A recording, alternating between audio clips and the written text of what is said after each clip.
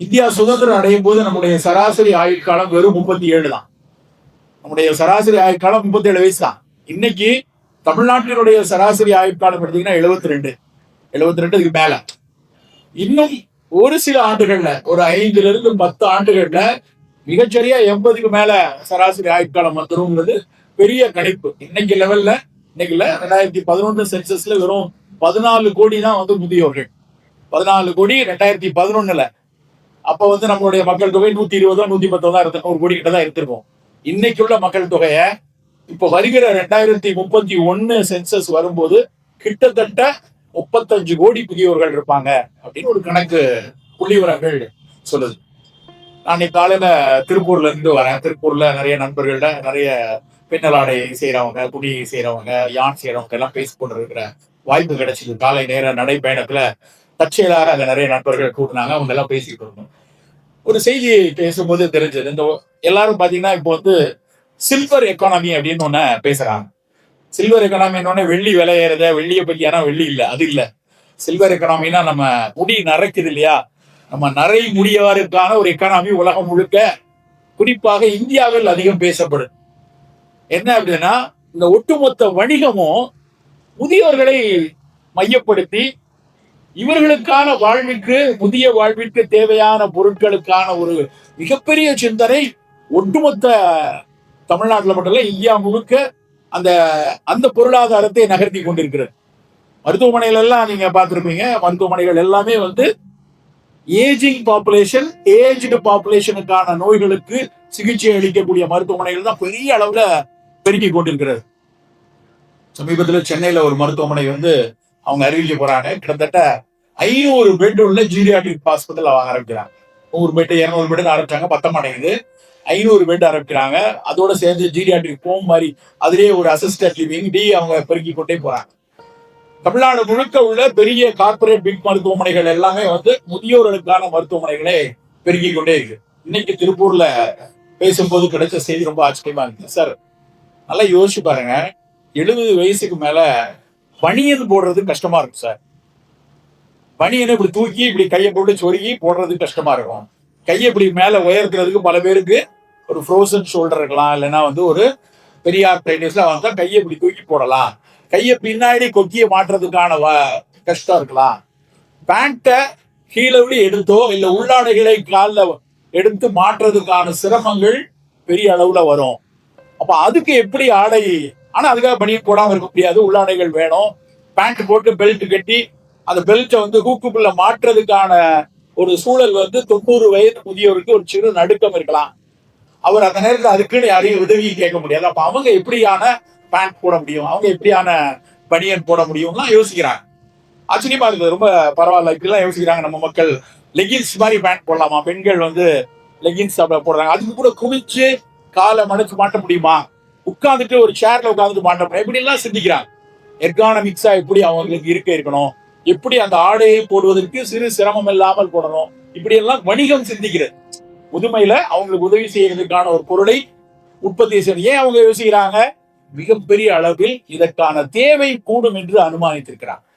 இங்க மட்டும் இல்ல, உலகம் எல்லாம் யோசிக்கிறாங்க. இந்தியால, தமிழ்நாட்டுல, நம்ம ஊருக்கு பக்கத்துல இப்படி எல்லாம் யோசிக்கிறாங்க. அப்படின்னு யோசிக்கும் போது நாமும் நம் முதுமைக்கு தயாராகும். அவர்கள் ஆடை கொண்டு வரலாம், புதிய மருந்துகள் வரலாம், மருத்துவமனைகள் வரலாம், இதெல்லாம் ஒரு பக்கம் வரட்டும், அதெல்லாம் வேணும், நம்ம தேவைப்படும் போது பயன்படுத்திக்கலாம்.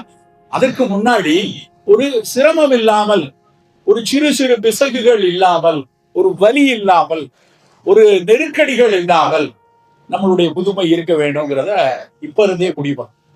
நம்ம இங்க இருக்க பார்க்கும்போது, என் கண்ணில் படும்போது நிறைய பேர் 50 தாண்டியவர்கள் இருக்கீங்க. நிச்சயமா ஒரு புதுமை காலம்ங்கிறத 60க்கு மேலன்னு அரசாங்கம் சொல்லுது. அரசாங்கம், மருத்துவ உலகம்லாம் 60+ அதை வந்து ஜீரியாட்ரிக்னு எடுப்பாங்க. 60 to 70 யங் அடல்ட் அப்படிப்பாங்க. 70 to 80 வந்து மாடரேட் அடல்ட்டுப்பாங்க. 80 to 90 ஓல்டு அடல்ட் அப்படிப்பாங்க. ரொம்ப முதுமையான முதுமை அப்படின்னு எடுத்துக்கலாம். அப்படிதான் மருத்துவ உலகம் அந்த முதுமையை பிரித்து பிரித்து பார்க்கிறது. ஆனா நான் என்ன நினைக்கிறேன் அப்படின்னா, 40-45 வயது முதலே முதுமைக்காக நாம் முயற்சி செய்ய ஆரம்பிச்சோம். நம்முடைய புதிய காலத்தில் நம் உடல் ஆரோக்கியத்திற்கான மெனக்கெடல், அதற்கான அக்கறை, அதற்கான கரிசனங்கள் நம்ம 40களிலேயே தொடங்கும். ஏன்னா 60 வயதுக்கு அப்புறம் நம்ம மாத்திக்கலாம் அப்படின்னு நினைச்சோம்னா நிறைய விஷயங்களை மாற்ற முடியாது. இப்ப 55 வயதுல ஒருத்தர் இருக்கீங்க, இல்ல ஒரு 60களில் இருக்கும். இப்ப இருந்தே நம்ம உடலை ஒரு 70-75 சிக்கல்கள் வராமல் பார்த்துக் கொள்வதற்கான அக்கறைகளை இன்றிலிருந்தே தோணும். ரொம்ப ரொம்ப அடிப்படையான விஷயம். முதுமை கால நோய்களுக்கான தீர்வுல பிரிவென்டிவ் ஹெல்த் தான் ரொம்ப முக்கியம். Preventive and proactive health. நாம் நோய் வராமல் பார்த்துக் கொள்வதற்கான ஒரு ஒரு வாழ்வியல் ரொம்ப முக்கியமா. இன்னைக்கு 8 கோடி பேர் இருக்காங்க தமிழ்நாட்டுல. பூரா ஒரு 10 நாளா இதையே நம்பரே தானே பார்த்துட்டு இருக்கோம் தொலைக்காட்சியில. 5,67,00,000, 4,24,00,000, இவ்வளவு ஓட்டு போட்டாங்க, இவ்வளவு ஓட்டு போடல. எண்கள் எல்லாம் மனப்பாடம் ஆயிடுச்சு. தமிழ்நாட்டுடைய எண்கள் எல்லாம் ஆண்கள் எத்தனை, பெண்கள் எத்தனை, இளைஞர்கள் எத்தனைன்னு பல இந்த அரசியல் களத்துல அத்தனை பேரும் அதையே பார்த்துட்டு இருக்கிறோம். மொத்தத்துல ரொம்ப முக்கியமான விஷயம்னா, ஒரு நம்மளுடைய 8 கோடி பேர் மக்கள் ஒரு தோராயமா வச்சுக்கிட்டோம்னா, மருத்துவ ரீதியாக பார்க்கும் போது ஒரு நம்பர் ரொம்ப ரொம்ப முக்கியமானது. என்னது அப்படின்னா, கிட்டத்தட்ட 1 கோடி பேர் சர்க்கரை நோயாளிகளாக. என்ன சார் 1 கோடிலாம் நாங்க படிச்ச மாதிரி இல்லையே அப்படின்னா, டயபெட்டிஸ் பாப்புலேஷனும் டயபெட்டிக் வருமா அப்படின்னு இருக்கக்கூடிய ஐஜிடி, இம்பேர்டு குளுக்கோஸ் டாலரன்ஸ், சர்க்கரை வருவதற்கான வாசல்ல எட்டி பார்த்துட்டு இருக்கிற உங்களும் 2 பேரையும் சேர்த்தா கிட்டத்தட்ட 1 கோடி பேர் டயபெட்டிக்ல இருக்காங்க. ஆனா 1 கோடி பேர் டயபெட்டிக்ல இருக்காங்க. 1 கோடி பேர் சர்க்கரையை மிகச்சிறப்பா கையாண்டு கொண்டிருக்கிறார்களா அப்படின்னு பாத்தீங்கன்னா, எவ்வளவு பேர் டயபெட்டிக்க பெர்ஃபெக்டா கண்ட்ரோல்ல வச்சிருப்பாங்க அப்படின்னு யோசிக்கணும். வெறும் 10%. 10% பேர் தான் எனக்கு டயபெட்டிக் தெரிஞ்சதுக்கு அப்புறமும் நான் ஒரு 6.5 HbA1c கீழே வச்சுக்கிட்டு 6 வச்சுட்டு இருக்கிறவங்க 10% தான். பல நேரங்கள் எங்கள்கிட்ட அப்படி அந்த நாங்க எப்பவும் 3 மாதத்துக்கு ஒருக்கு நான் பார்க்கும் போது அந்த HbA1c எடுத்துட்டு வந்திருக்கேன் அப்படிம்போம். அது வச்ச உடனே அவங்க சொல்லலாம், சார் மாம்பழ சீசன் ஆரம்பிச்சிருச்சு. அது எப்படி சார் இமாம் பசந்த் எல்லாம் சாப்பிடாம வாழ்த்துதான் என்ன அர்த்தம் சொல்லுங்க? 2 துண்டி சாப்பிட்டா கொஞ்சம் HbA1c ஏறத்தான் செய்யும். மச்சின வீட்டு கல்யாணம், மைசூர் பாவு சாப்பிடாம எப்படி சார் இருக்கீங்க? இப்படி ஏதாவது ஒரு காரணத்தை சொல்லி சொல்லி எப்பவுமே 7.5 8ன்னு சில பேர். அப்படி சில பேர் எனக்கு இந்த நம்பர்ல எல்லாம் நம்பிக்கையே கிடையாது, நான் ஃபிட்டா இருக்கேன், ஐ எம் டூயிங் குட். நீங்க சும்மா நம்பரை மாத்திக்கிட்டே இருப்பீங்க மருந்து விற்கிறதுக்காக. அப்படி கூட இப்படி கூட, அது எப்படி சார்? நான் நல்லா தான் இருக்கேன், ஐ எம் டூயிங் குட் அப்படின்னு சொல்லிக்கிட்டு அப்படி ஒரு குரூப். நான் கவலையே படல. அவங்க எல்லாம் ஐசியூக்கு போனதுக்கு அப்புறம் தான் அதை பத்தின சிந்தனையே யோசிக்க ஆரம்பிப்பாங்க ரிவர்ஸ்ல.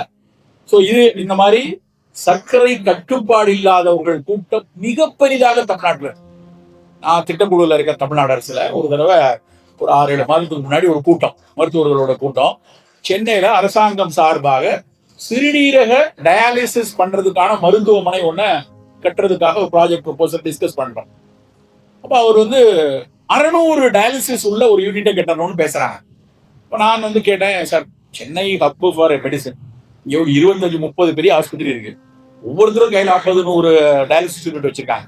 600 யூனிட் போடணும்னா ஒரு யூனிட் ஒரு நாளைக்கு 6-7 பேருக்கு டயாலிசிஸ் பண்ண முடியும். ஒரு டயாலிசிஸ் 3 மணி நேரம் ஓடுதுன்னு வைங்களேன். காலையில 6 மணில இருந்து ராத்திரி 9 மணி வரைக்கும் அது ஓடுச்சுன்னா 12-15 மணி நேரத்துல அது கிட்டத்தட்ட 2 மணி நேரம் 3 மணி நேரத்துக்கு ஒரு 5-6 பேருக்கு பண்ணலாம். 600 பேருக்கு ஒரு நாளைக்கு 3500-4000 பேருக்கு டயாலிசிஸ் பண்ணணும். அதுக்கான தேவை இப்ப இருக்கா அப்படின்னு கேட்டா அந்த டாக்டர் என்ன எப்படி எப்படி பாக்குறாரு, என்ன சார் நினைக்கிறீங்க, பத்தாது சார், 1 வருஷம் 2 வருஷம் கூட பத்தாது சார் அப்படின்னு அவர் பதில் சொல்றாரு. நான் நிறைய மருத்துவமனைகள்ல கேட்டு பாக்குறேன், எவ்வளவு டயாலிசிஸ் எப்படி இருக்கு என்னன்னு கேட்டா பல இடங்கள்ல இந்த ரிசர்வேஷன் மாதிரி நடந்துட்டு, காலையில 6 மணி ஸ்லாட் எனக்கு எப்படியாவது வாங்கி கொடுத்துருங்க, 8:30க்குள்ள நான் டயாலிசிஸ் பண்ணிட்டு 10 மணிக்கு ஆபீஸுக்கு போகணும் அப்படிங்கிறவங்களோட எண்ணிக்கை கூடிக்கொண்டே இருக்கு. ஏன் இவ்வளவு டயாலிசிஸ் இவ்வளவு கூடுது? சிறுநீரக நோய்கள் இங்கேயே இவ்வளவு அதிகமா இருக்கு. சர்க்கரை நோய் பல நாடுகள்ல கூடிக்கொண்டே இருக்கிறது. நண்பர்களே, உங்களுக்கு தெரியுமா, சர்க்கரை நோயினால் சிறுநீரக நோய்கள் அதிகரிக்கக்கூடிய தேசம் நம்ம நாடு தான்.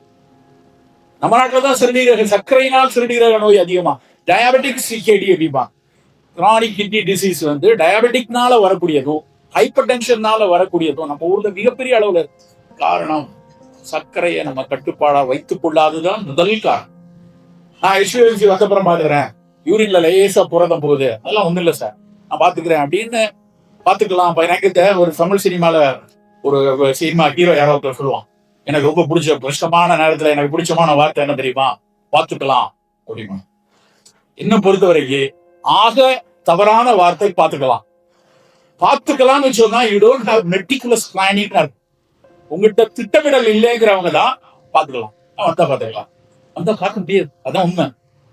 சர்க்கரையிலையோ ரத்த கொதிப்புலையோ ஒரு நோயினுடைய தீவிரத்துக்குள்ள போனதுக்கு அப்புறம் பார்த்துக்கலாம் அப்படிங்கிறது மத்தவங்க தான் நம்மளை பார்த்துக்கலாம், நம்மளை நாம பார்க்க முடியாது. அப்படியான ஒரு சூழல்ல தான் நம்மளுடைய நோய் கூட்டங்கள் கூடிக்கொண்டே இருக்கு. முதுமையில் நண்பர்களே, முதுமையில் மிக மிக கவனமா இருக்க வேண்டிய விஷயம் சர்க்கரையை மிகச்சிறப்பா கையாளும்.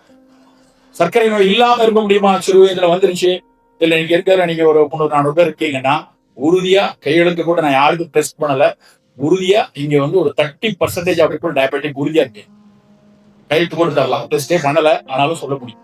ஏன்னா புள்ளி விவரங்கள் அதுதான் சொல்லுது. ஆனா என்ன அதுக்காக சர்க்கரை வியாதி வந்துச்சுன்னா அவ்வளவுதானா? கிடையவே கிடையாது. நான் குடியிருந்த வீட்டுல, நான் ஒரு வீட்டுல வாடகைக்கு குடியிருந்தேன். அந்த வீட்டுல எனக்கு கூட இருந்த அந்த ஓனர் வந்து ஒரு IAS அதிகாரி. கிட்டத்தட்ட 55 வருஷம் அவரு டயபெட்டிக். 92 வயதுல அவர் மரணம் அடைந்தார். அவர் வந்து நானும் அவரும் ஒவ்வொரு நாளும் அவர்கிட்ட பேசிட்டு இருப்பேன். காலையில 5:30 மணிக்கு வந்து கதவு வந்துட்டார். டாக்டர் போலாமா வாக்கிங்? காலையில 5:30க்கு. அன்னைக்கு நான் ராத்திரி 11 மணிக்கு வந்திருப்பேன். எப்படியாவது ஒரு 1/2 மணி நேரம் தூங்கிட மாட்டோமா அப்படின்னா, நீங்க ஊர்லாம் சொல்லிட்டு நீங்க 5:30க்கு நடக்கலைன்னா, அப்படித்தான் எனக்கு நடையை அவர் வந்து உறுதிப்படுத்தினார். 15 வருஷத்துக்கு முன்னாடி அவர் வந்து டொக்கு டொக்கு தட்டுவார். மழை பெஞ்சதுன்னா அவர் 2 கூட எடுத்து வருவார். டாக்டர் இந்த பிடிங்க, குடை பிடிச்சிட்டே பேசிட்டே போவோம். அந்த கீழ்பா கார்டன் ஏரியால கொடையை பிடிச்சிட்டு வாக்கிங் போன 2 பேர் நாங்க கொண்டுட்டோம். அவருடைய முதுமை 85 வயசுல அவங்க பிள்ளைங்க எல்லாம் சேர்ந்து அவங்க எல்லாம் போய் விழுந்துறாரு, கீழே எங்கேயா விழுந்துறாரு, வீட்டை விட்டு நீங்க நடக்கக்கூடாது, வீட்லயே இருந்து நடங்க அப்படின்னு சொன்னதுக்கு அப்புறம் வீட்டுக்குள்ளேயே அந்த ரூம் ஸ்கொயர் ஃபீட் கணக்கு வச்சுக்கிட்டு எப்படியாவது இதுக்குள்ள நான் மொத்தமா 1.5 கிலோமீட்டர் வந்துருச்சு டாக்டர், நடந்துட்டேன் கண்டிப்பா. 90 வயது வரைக்கும் அவருடைய ஆரோக்கியம் மிகச்சிறப்பா. 92 வயசுல ஒரு அழகான எக்ஸிட். போன் பண்ணி டாக்டர் ஹாஸ்பிட்டல் போறேன், எப்படி வரானு தெரியல, I live my life very well. அவருடைய பிள்ளைகள் எல்லாம் மிகச்சிறப்பா இருக்காங்க. குழந்தைகள் அவருக்கு அவ்வளவு ஒரு நிறைவான ஒரு வாழ்க்கை. 92 வயசுல குட் பை எக்ஸிட். அழகாக டாட்டா சொல்லிட்டு ரொம்ப தேங்க்ஸ் சொல்லிட்டு போன் பண்ணி எல்லாருக்கும் தேங்க் பண்ணிட்டு ஹாஸ்பிட்டல் போனாரு. அப்புறம் வரலாம். நம்ம வாழ்க்கை எப்படிதான் இருக்கணும்? மிகச்சிறப்பா சந்தோஷமான எக்ஸிட் வந்து அவ்வளவு மகிழ்ச்சியா பாய் பாய் அப்படின்னு சொல்லிட்டு எல்லாரும் ஒரு நாள் மரணம் அடைய போறோம். ஆனா அந்த மரணத்துல வந்து அப்படியே ஒரு டியூப்லயே இதுலயும் மாட்டிக்கிட்டு கஷ்டப்பட்டுட்டு பிரச்சனை மட்டும் அப்படின்னு கூடாது. குவாலிட்டி ஆஃப் லைஃப் பத்தி பேசுற மாதிரி இன்றைக்கு குவாலிட்டி ஆஃப் டெத்தை பத்தி பேசுறான். உடைய மரணம் ஆகச்சிறந்ததாக அமையணும்னு. ஆனா அதே சமயத்துல அதுக்கான பயம் தேவையில்லை. ஏன்னா இன்னைக்கு மருத்துவ உலகம் பெரிய அளவுல வளர்ந்துருக்கு. கூகுள்ல இருந்து ஒரு இது போடுறேன், ஒரு ரொம்ப அழகான வார்த்தை. அந்த வார்த்தை என்ன சொல்றாங்கன்னா, டெத் இஸ் ஆப்ஷனல். இனிமேல் 2050ல டெத் இஸ் ஆப்ஷனல் அப்படிங்கிறான். சிறுநீரகம் போயிருச்சா கிட்னியை மாத்திக்கோ, ஹார்ட் போயிருச்சா ஹார்ட்டை மாத்திக்கோ, உனக்கு லிவர்ல போயிடுச்சுன்னா லிவரை மாத்திக்கோ, பிளட்ல தாச்சா பிளட்டை மாத்திக்கோ, எல்லாத்தையும் மாத்தி நீ வந்து கடைசி வரைக்கும் உயிர் வாழ முடியும். ரொம்ப போர் அடிக்குதுடா, ரைட்டு வேணாம் அப்படின்னு சொல்லிட்டு ஆப்ஷனலா டெத்தை எடுக்கக்கூடிய அளவுல மருத்துவ உலகம் வளர்த்து கொண்டு இருக்கிறது. அன்றைக்கு ஒரு சிறு மாரடைப்புக்கு நம்ம பயந்த காலம் உண்டு. 20 வருஷம் முன்னாடி நெஞ்ச பிடிச்சுதான் தமிழ் சினிமால பல ஹீரோக்கள் வந்து ஐயோ அப்படின்னு பின்னாடி 1000 வயதையும் வாசிக்கும். இன்னைக்கு வந்து மாரடைப்பு ஒரு பெரிய பிரச்சனை கிடையாது. மிகச்சிறப்பான ஒரு மருத்துவங்கள் வந்துருச்சு. ஒரு ஸ்டெக் வச்சுக்கலாம், இல்லைன்னா ஒரு CABT பண்ணிக்கலாம். என்னுடைய நண்பர் அவர் ஒரு மருத்துவர் தான். திடீர்னு ஒரு நாள் காலையில 7 மணிக்கு போன் பண்றாரு.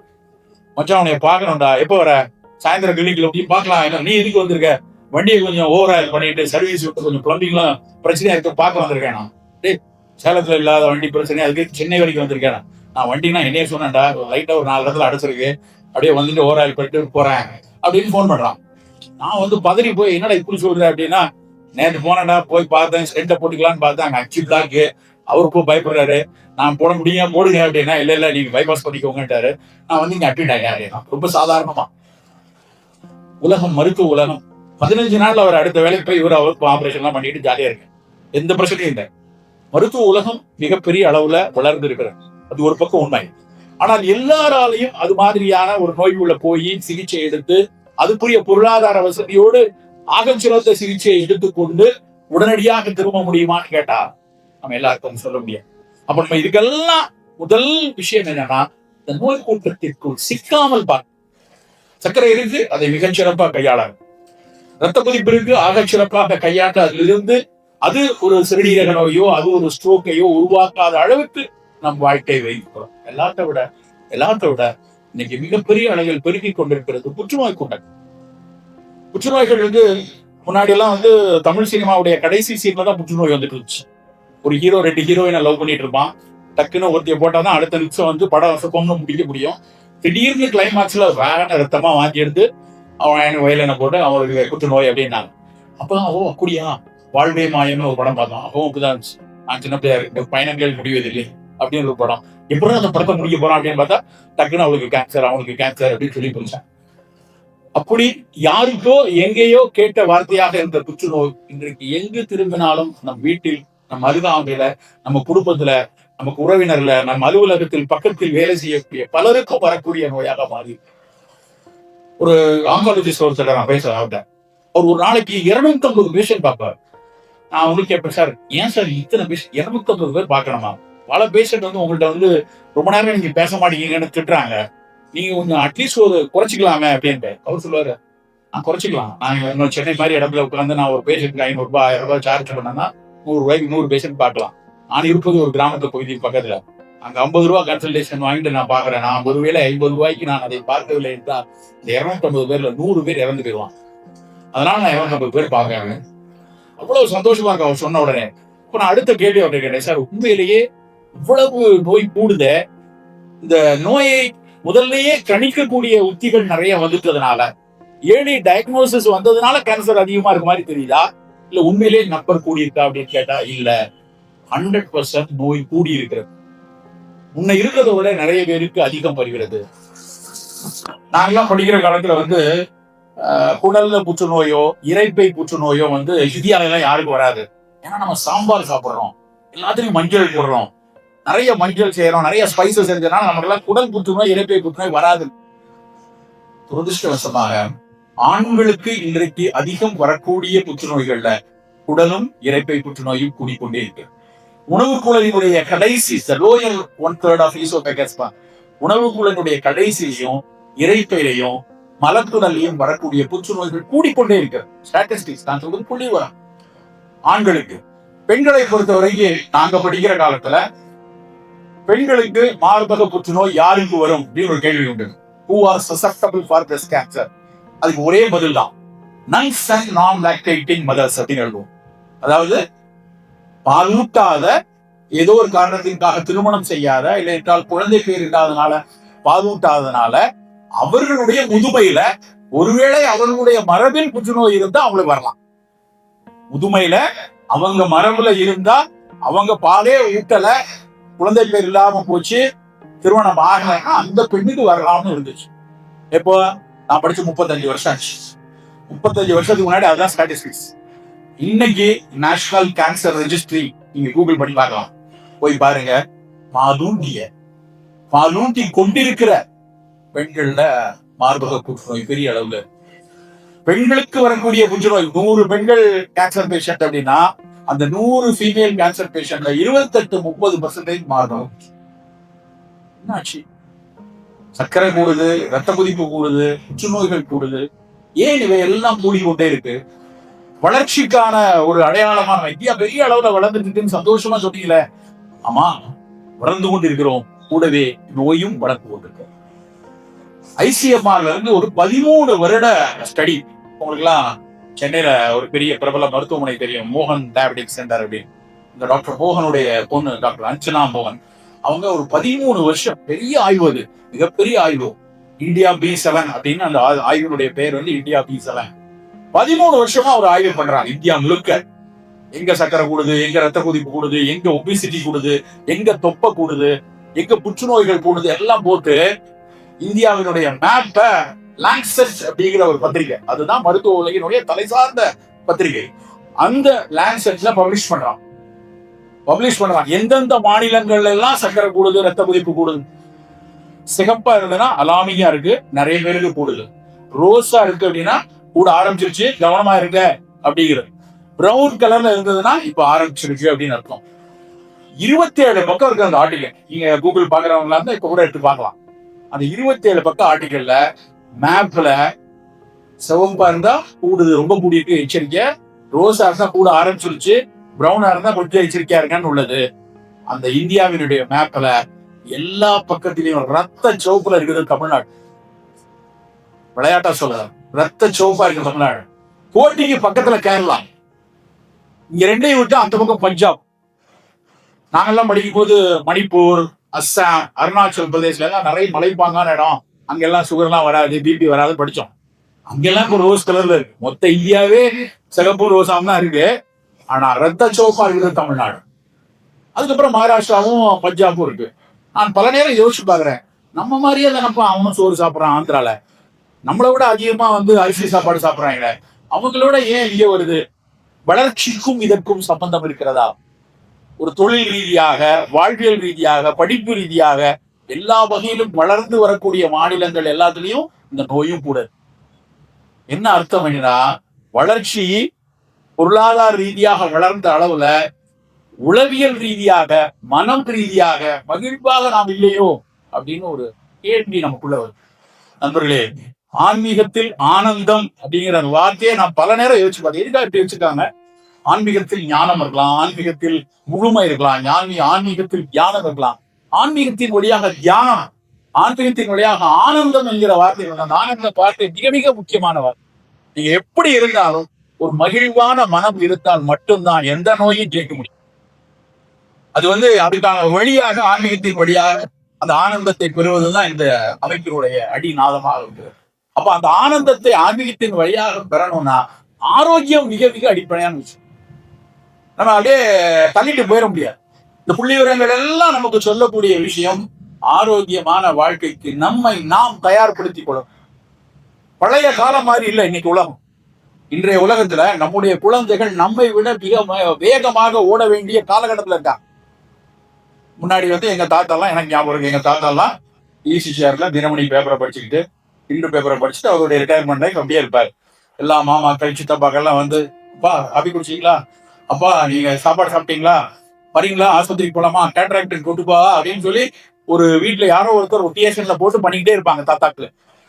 ஆனால் நமக்கு அப்படியான ஒரு சுத்தி கித்தி நம்ம புள்ள சித்து பொண்ணு பையன் மருமகள்லாம் நம்மளை கூட்டி வாங்கம்மா உங்களுக்கு கேட்ராக்டா இருக்கா, நம்ம போய் பார்த்துட்டு வரலாம், வாங்க நீங்க போய் HbA1c என்ன இருக்குன்னு பாக்க பூண்டது போறதுக்கு எவரும் இருக்க மாட்டான்.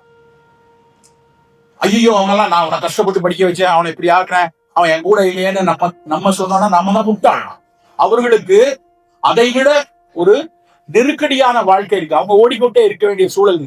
அப்ப அவர்களை எதிர்பார்க்காமல் நம்ம ஆரோக்கியமாக வைத்துக் கொள்வதற்கான வாழ்க்கை தான் ரொம்ப ரொம்ப அக்கறையான. நான் ஒரு பேஷண்ட்டுக்கு ஒரு தைலம் எழுதிட்டேன், அவங்களுக்கு காலில் சொரியாசிஸ் மாதிரி இருக்கு, வெப்பாலை தைலம் எழுதியிருக்கேன். அந்த தைலத்தை எழுதிட்டு போகும்போது அடுத்த தடவை வரும்போது சார் தைலம் போட முடியல அப்படின்னு திருப்பி எடுத்து வந்தான். இன்னும் தைலம் போடுறதுக்கு நம்ம காலில் லேசா போட்டுக்க வேண்டியதானே, கையில போட்டுக்க வேண்டியதானே அப்படின்னா, இல்ல நான் வெளிநாட்டுக்கு போனேன், அங்க தைலம் போட்டு குளிச்சோன்னா பாத்ரூம்ல எல்லாம் அந்த எண்ணெய் ஆகியும் போடக்கூடாதுட்டாங்க. இப்ப எனக்கு ரொம்ப வேலையா இருந்துச்சு, ஒரு தைலம் போடுறதுக்கு கூட முடியாதுன்னு ஒரு குடும்பத்துல எப்படி இருக்காங்களே அப்படின்னா யோசிச்சு பாருந்தா அவங்க நாட்டுல என்ன சட்டம் இருக்கு எப்படி இருக்குன்னு தெரியாது. ஆனா வாழ்க்கை எப்படிதான், நாம் நினைத்த விஷயங்களை, நமக்கான விஷயங்களை நாம் செய்வதற்கான ஒரு சூழல், ஒரு ஈகோ சிஸ்டம், ஒரு என்விரான்மெண்ட் நமக்கு இருக்குமான்னு தெரியாது. அப்ப திரும்ப திரும்ப எந்த புள்ளிக்கு நம்ம வரணும் அப்படின்னா இந்த நோய் கூட்டங்களினுடைய இறுக்கமான பிடிக்குள் சிக்கக்கூடாது. அப்படி அந்த இறுக்கமான பிடிக்குள் சிக்காமல் இருக்க என்ன செய்யணும், அதைத்தான் நம்மளோட அடுத்த சில மணிகள் பேசினார். நம்முடைய இந்த நோய்க்கெல்லாம் காரணம் எடுத்தீங்கன்னா ஒண்ணு உணவு, முதல் காரணம் உணவு.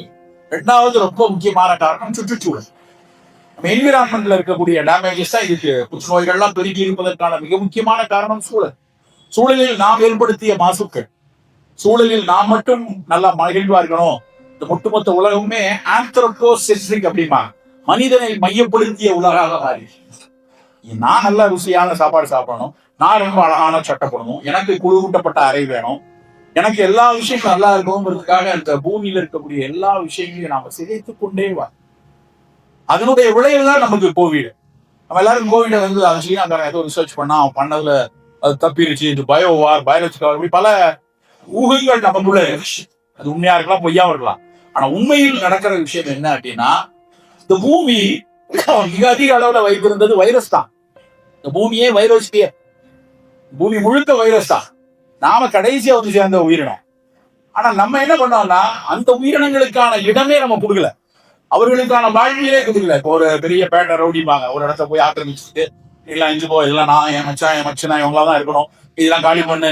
அந்த மனநிலையில தான் நம்ம மற்ற உயிரினங்கள் எல்லாம் விரட்டிட்டு நாம மட்டும் வாழணும் நினைத்ததுடைய விளைவுதான் கோவிட். அந்த கோவிட் வந்தப்பதான் ஒரு வார்த்தையை உலகமே சொல்லிச்சு, ஒன் ஹெல்த். இனிமேல் ஹெல்த் அப்படின்னா, ஒரு காலத்துல ஹெல்த் அப்படின்னா நான் நல்லா என்னோட இதயம் 72 தடவை துடிக்குதா, ஆரோக்கியமா இருக்கேன். என்னுடைய மூச்சு நல்லா 20 தடவை நிமிஷத்துக்கு ஆரோக்கியமா இருக்கேன். என்னுடைய ஈரல் சரியா வேலை செய்தா, என் சிறுநீரகம் சரியா கழிவுகளை இருக்குதா, அப்ப ஆரோக்கியமா இருக்கேன் அப்படின்னு நினைச்சிருந்தாங்க. ஏய், உனக்கு இதயம் கரெக்டா துடிக்கலாம், மூச்சு கரெக்டா இருக்கலாம், சிறுநீரகம் சரியா இருக்கலாம், அப்படின்னா மட்டும் உனக்கு ஆரோக்கியம் வந்துடாது. இவையெல்லாம் சரியா இருந்தா கூட நீ நின்றுட்டு இருக்கிற பூமியில மண்ணுக்கு கீழே இருக்கிற மண்முழு சௌக்கியமா இருக்கா? அந்த மண்ணோட ஒட்டி இருக்கக்கூடிய பல்வேறு நுண்ணுயிர்கள் உனக்காக உழைத்துக் கொண்டிருக்கிறதே, அந்த நுண்ணுயிர்கள் நலமாக இருக்கின்றனவா? இந்த பக்கத்துல இருக்கிற வேப்ப மரத்துல இருக்கக்கூடிய பூக்கள் நலமா இருக்கா? அந்த பூ அதுல இருக்கக்கூடிய தேனை சாப்பிட வருகிற தேன்கிட்டோ பட்டாம்பூச்சியோ அவை நலமாக இருக்கிறதா? இந்த பக்கம் ஒகேனக்கல் ஆற்றுக்குள்ள போகக்கூடிய மீன் நலமா இருக்கா? வானத்துல பறக்கக்கூடிய பறவைகள் நலமா இருக்கா? இவங்க எல்லாம் நலமா இருந்தா நீயும் நானும் நலமா இருப்போம். அதுதான் ஒன் ஹெல்த். அதை கோவிட் தான் சொல்லிச்சு. அந்த நேரத்தில் உணர்த்தணும், அப்பப்பா இனிமேல் எல்லாத்தையும் ஆந்த்ரோபோ சென்ட்ரிக்கா பார்க்க கூடாது, மனிதனை மையப்படுத்தக்கூடாது, இவை எல்லாத்தையும் சரியா வச்சுக்கணும். சூழலியல் புரிதல் அப்போதுதான் நமக்கு தெரியும். சூழலியலுக்கு நம்ம அத்தனை பேரும் சேர்த்து எங்க ஊர் பக்கத்துல இருக்கக்கூடிய ஆற்றை சரியாக வைத்துக் கொள்ளணும், எங்க ஊர் பக்கத்துல இருக்க குளத்தை சரியாக வைத்துக் கொள்ளணும், எங்கேயும் மரங்களை நாம இழந்துடக்கூடாது. இதெல்லாம் நம்ம எல்லோரும் சேர்ந்து செய்ய வேண்டிய விஷயம். ஆனா நம் கையில இருக்கிற விஷயம் உணவு தான். அந்த உணவில் ஒவ்வொரு நாளும் எந்தெந்த அக்கறைகள் நாம் எடுத்துக்கொள்ளணும். ஒரு மகிழ்வான முதுமைக்கு இந்த சிரமம் இல்லாத என்னுடைய நான் கம்யூனிகபிள் டிசீஸ் இருக்கு சார், சர்க்கரை இருக்கு, ரத்த கொதிப்பு இருக்கு. ஆனால் அது எந்த விதத்திலும், நான் சொன்னேன் அந்த 92 வயது முதியவர், அவருக்கு சர்க்கரை வியாதி இருந்துச்சு. செமி டயண்டியம்னு ஒரு மாத்திரை போடுவார், எனக்கு தெரியும். அந்த மாதிரியே ஷெல்ஃப்ல இருந்து எடுத்துட்டான். ஆனா அவர் 55 வருஷம் முன்னாடி அவருக்கு எழுதி கொடுத்த மாத்திரை, அதுல பாதி எடுத்து போட்டுப்பார். அது மட்டும்தான் அவருடைய ஒரே மருந்து. ஒரு துளி சர்க்கரையினால் அவருக்கு சிறுநீரக பிரச்சனையோ இல்ல கால் நரம்பு பிரச்சனையோ வரல. அப்படி நோய்கள் இல்லாமல் வரணும் அப்படின்னா ஆரோக்கியம் மிக மிக முக்கியமான விஷயம் உணவு. அவர்கிட்ட நான் ரொம்ப கண்கூடா பார்த்தேன். ஒரு தலைமைச் செயலர் வரைக்கும் இருந்தவர். அடிக்கடி கவர்னர் ஆபீஸ் கூப்பிடுவாங்க, கவர்னர் போவாங்க, பிரதம மந்திரி கூப்பிடுவாரு, அங்கெல்லாம் போவார். பிரதம மந்திரி கூட போய் பார்க்கறதுக்கு போகும்போது கூட டப்பால கேழ்வரகு ரொட்டி கொண்டு போன ஒரே ஆள் அவர் தான் எனக்கு.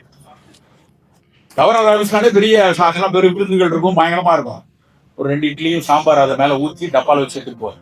எனக்கு தெரியும் அந்த அளவுக்கு கட்டுப்பாடு. நான் இப்படித்தான் இருப்பேன். இங்கெல்லாம் ரொம்ப விருந்து உணவா இருக்கும், ஸ்வீட் ரொம்ப இருக்கும், இப்படி பயங்கரமா இருக்கும். ஒரு முறை நான் தோசை எங்கேயோ கடையில இருந்து வாங்கியிருக்கேன். அப்ப அவர் என்கிட்ட கேட்டார், எவ்வளவு சார்? 12 ரூபா. 12 ரூபாயா? நான் பிஎஸ்சி படிக்கும் போது மொத்த என்னோட ஃபீஸே 10 ரூபா தான். 12 ரூபாய்க்கு ஒரு தோசையா? அதையே உங்க வீட்டுல நீயே ஊற்றி மாட்டியா, இதுக்கு போய் கடையில வாங்கின அப்படின்னு என்கிட்ட சண்டை போட்டார். அப்படி ஒரு வாழ்க்கை, அப்படி ஒரு கட்டுப்பாடு இருந்ததுனாலதான் அவருக்கு அந்த சர்க்கரையை கையாள பிடிக்கும். நண்பர்களே, நாமும் ஒரு சில கட்டுப்பாடுகளை இப்போது இருந்தே, இன்றைக்கு இருந்தே, இந்த 101 மொழியில் இருந்தே நாம் துவங்க வேண்டும். அப்படி என்ன செய்யலாம்? என்ன மாதிரியான கட்டுப்பாடுகளை, என்ன மாதிரியான பழக்க வழக்கங்கள்? இதை கட்டுப்பாடு நினைச்சதோ பயங்கர போலீசிங்லாம் நினைக்க வேண்டியதில்லை. இயல்பாக இருக்க முடியும். சிறு சிறு அக்கறைகள், சிறு சிறு கரிசனங்கள் பண்றோம். ஒன்னொன்னா பார்க்கலாம். முதல் விஷயம், காலை நம்ம எழுந்த உடனே காலை நாம் குடிக்கக்கூடிய தேடி காஃபி. 200 வருஷமா தான் பழகிருக்கேன். ஆனா நம்மள பாதி பேருக்கு அதை விட முடியாது. நான் சித்த வைத்தியனால நான் பிரிஸ்கிரிப்ஷன் எழுத போகும்போது டக்குன்னு பேஷண்ட் சொல்லுவாங்க, சார் நீங்க பாட்டுக்கு எதை வேணாலும் எழுதுங்க, கடைசியில காப்பியை குடிக்காத, டீயை குடிக்காத, எங்க பத்தியம்னு சொன்னீங்கன்னா நான் இப்ப இச்சு போயிடுறேன், வெளியே ஃபீஸ் கொடுத்துட்டு போயிடுறேன். காஃபி குடிக்காமலாம் தலைவலி வரும் சார் அப்படிமா. 200 வருஷத்துக்கு முன்னாடி அப்படி ஒரு சிக்கல் இருந்ததில்லை. அந்த காலத்தில் காப்பி இல்லை அப்படின்னு ஒரு புத்தகம் இருக்கு, ஏஆர் வெங்கடாச்சலம் எழுதிய புக்கு. அதுல ஒரு ஆர்டிகல் எனக்கே ரொம்ப ஆச்சரியமா இருக்கும். அந்த காலத்தில் காப்பி இல்லைன்னா அந்த காலத்துல எப்படி இருந்தோம்னா வெளியே போஸ்ட் ஓட்டிருக்காங்களாம். அது போஸ்டே அவர் எடுத்து போட்டிருக்காரு. இந்திய ஆவண காப்பகத்துல அந்த போஸ்ட் எடுத்து போட்டிருக்காரு.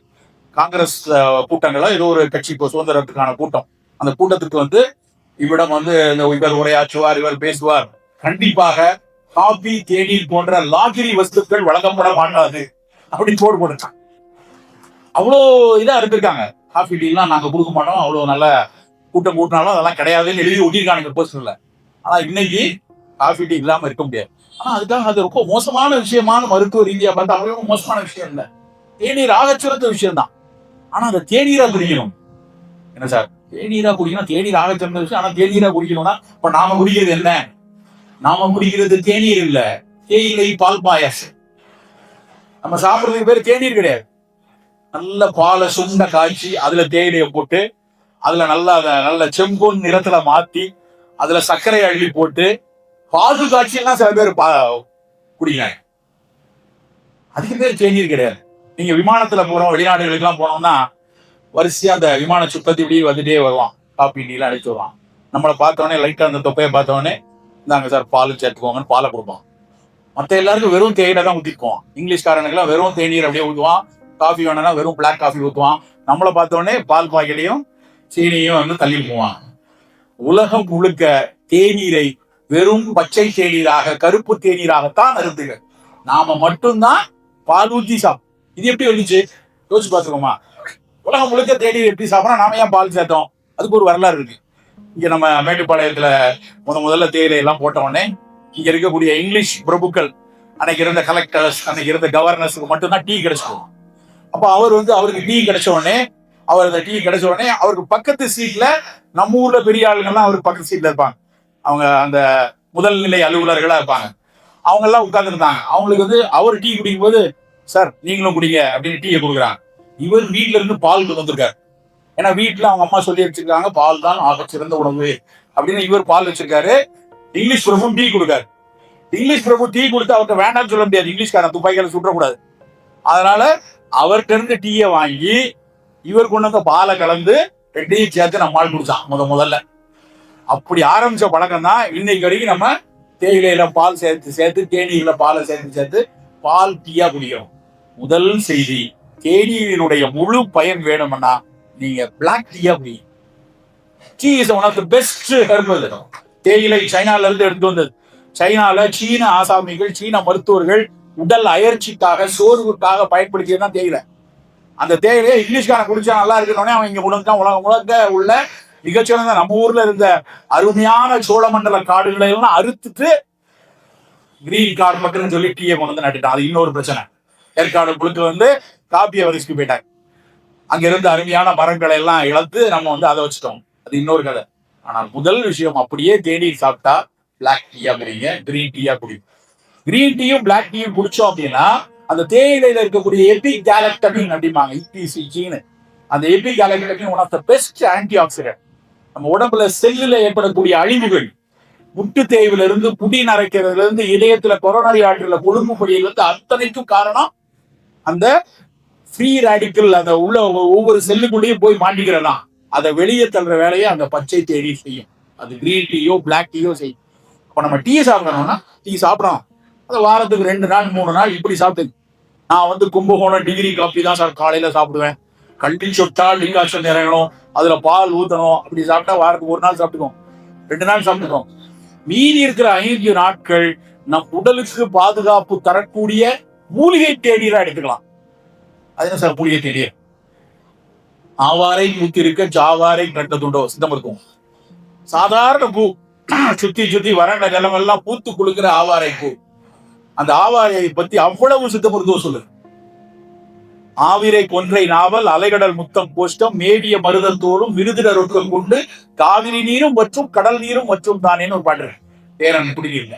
என்ன அர்த்தம் அப்படின்னா, அந்த ஆவாரை, கொன்ற, நாவல், அலைகடல், கடல் இடைஞ்சில், முத்தங்காசு, கோஷ்டம், இது எல்லாத்தையும் கஷாயமா குடிச்சேன்னா காவிரி நீரும் வத்தும் கடல் நீரும் வத்தும்னு பரிபாஷைகள் சொல்லிடலாம். என்ன சார் காவிரி நீர் ஏற்கனவே பல நாள் வத்திதான் கிடக்கு. அது என்ன அர்த்தம்? காவிரி நீர் வத்தோம்னா காவிரி நீர் இனிப்பா இருக்கும்.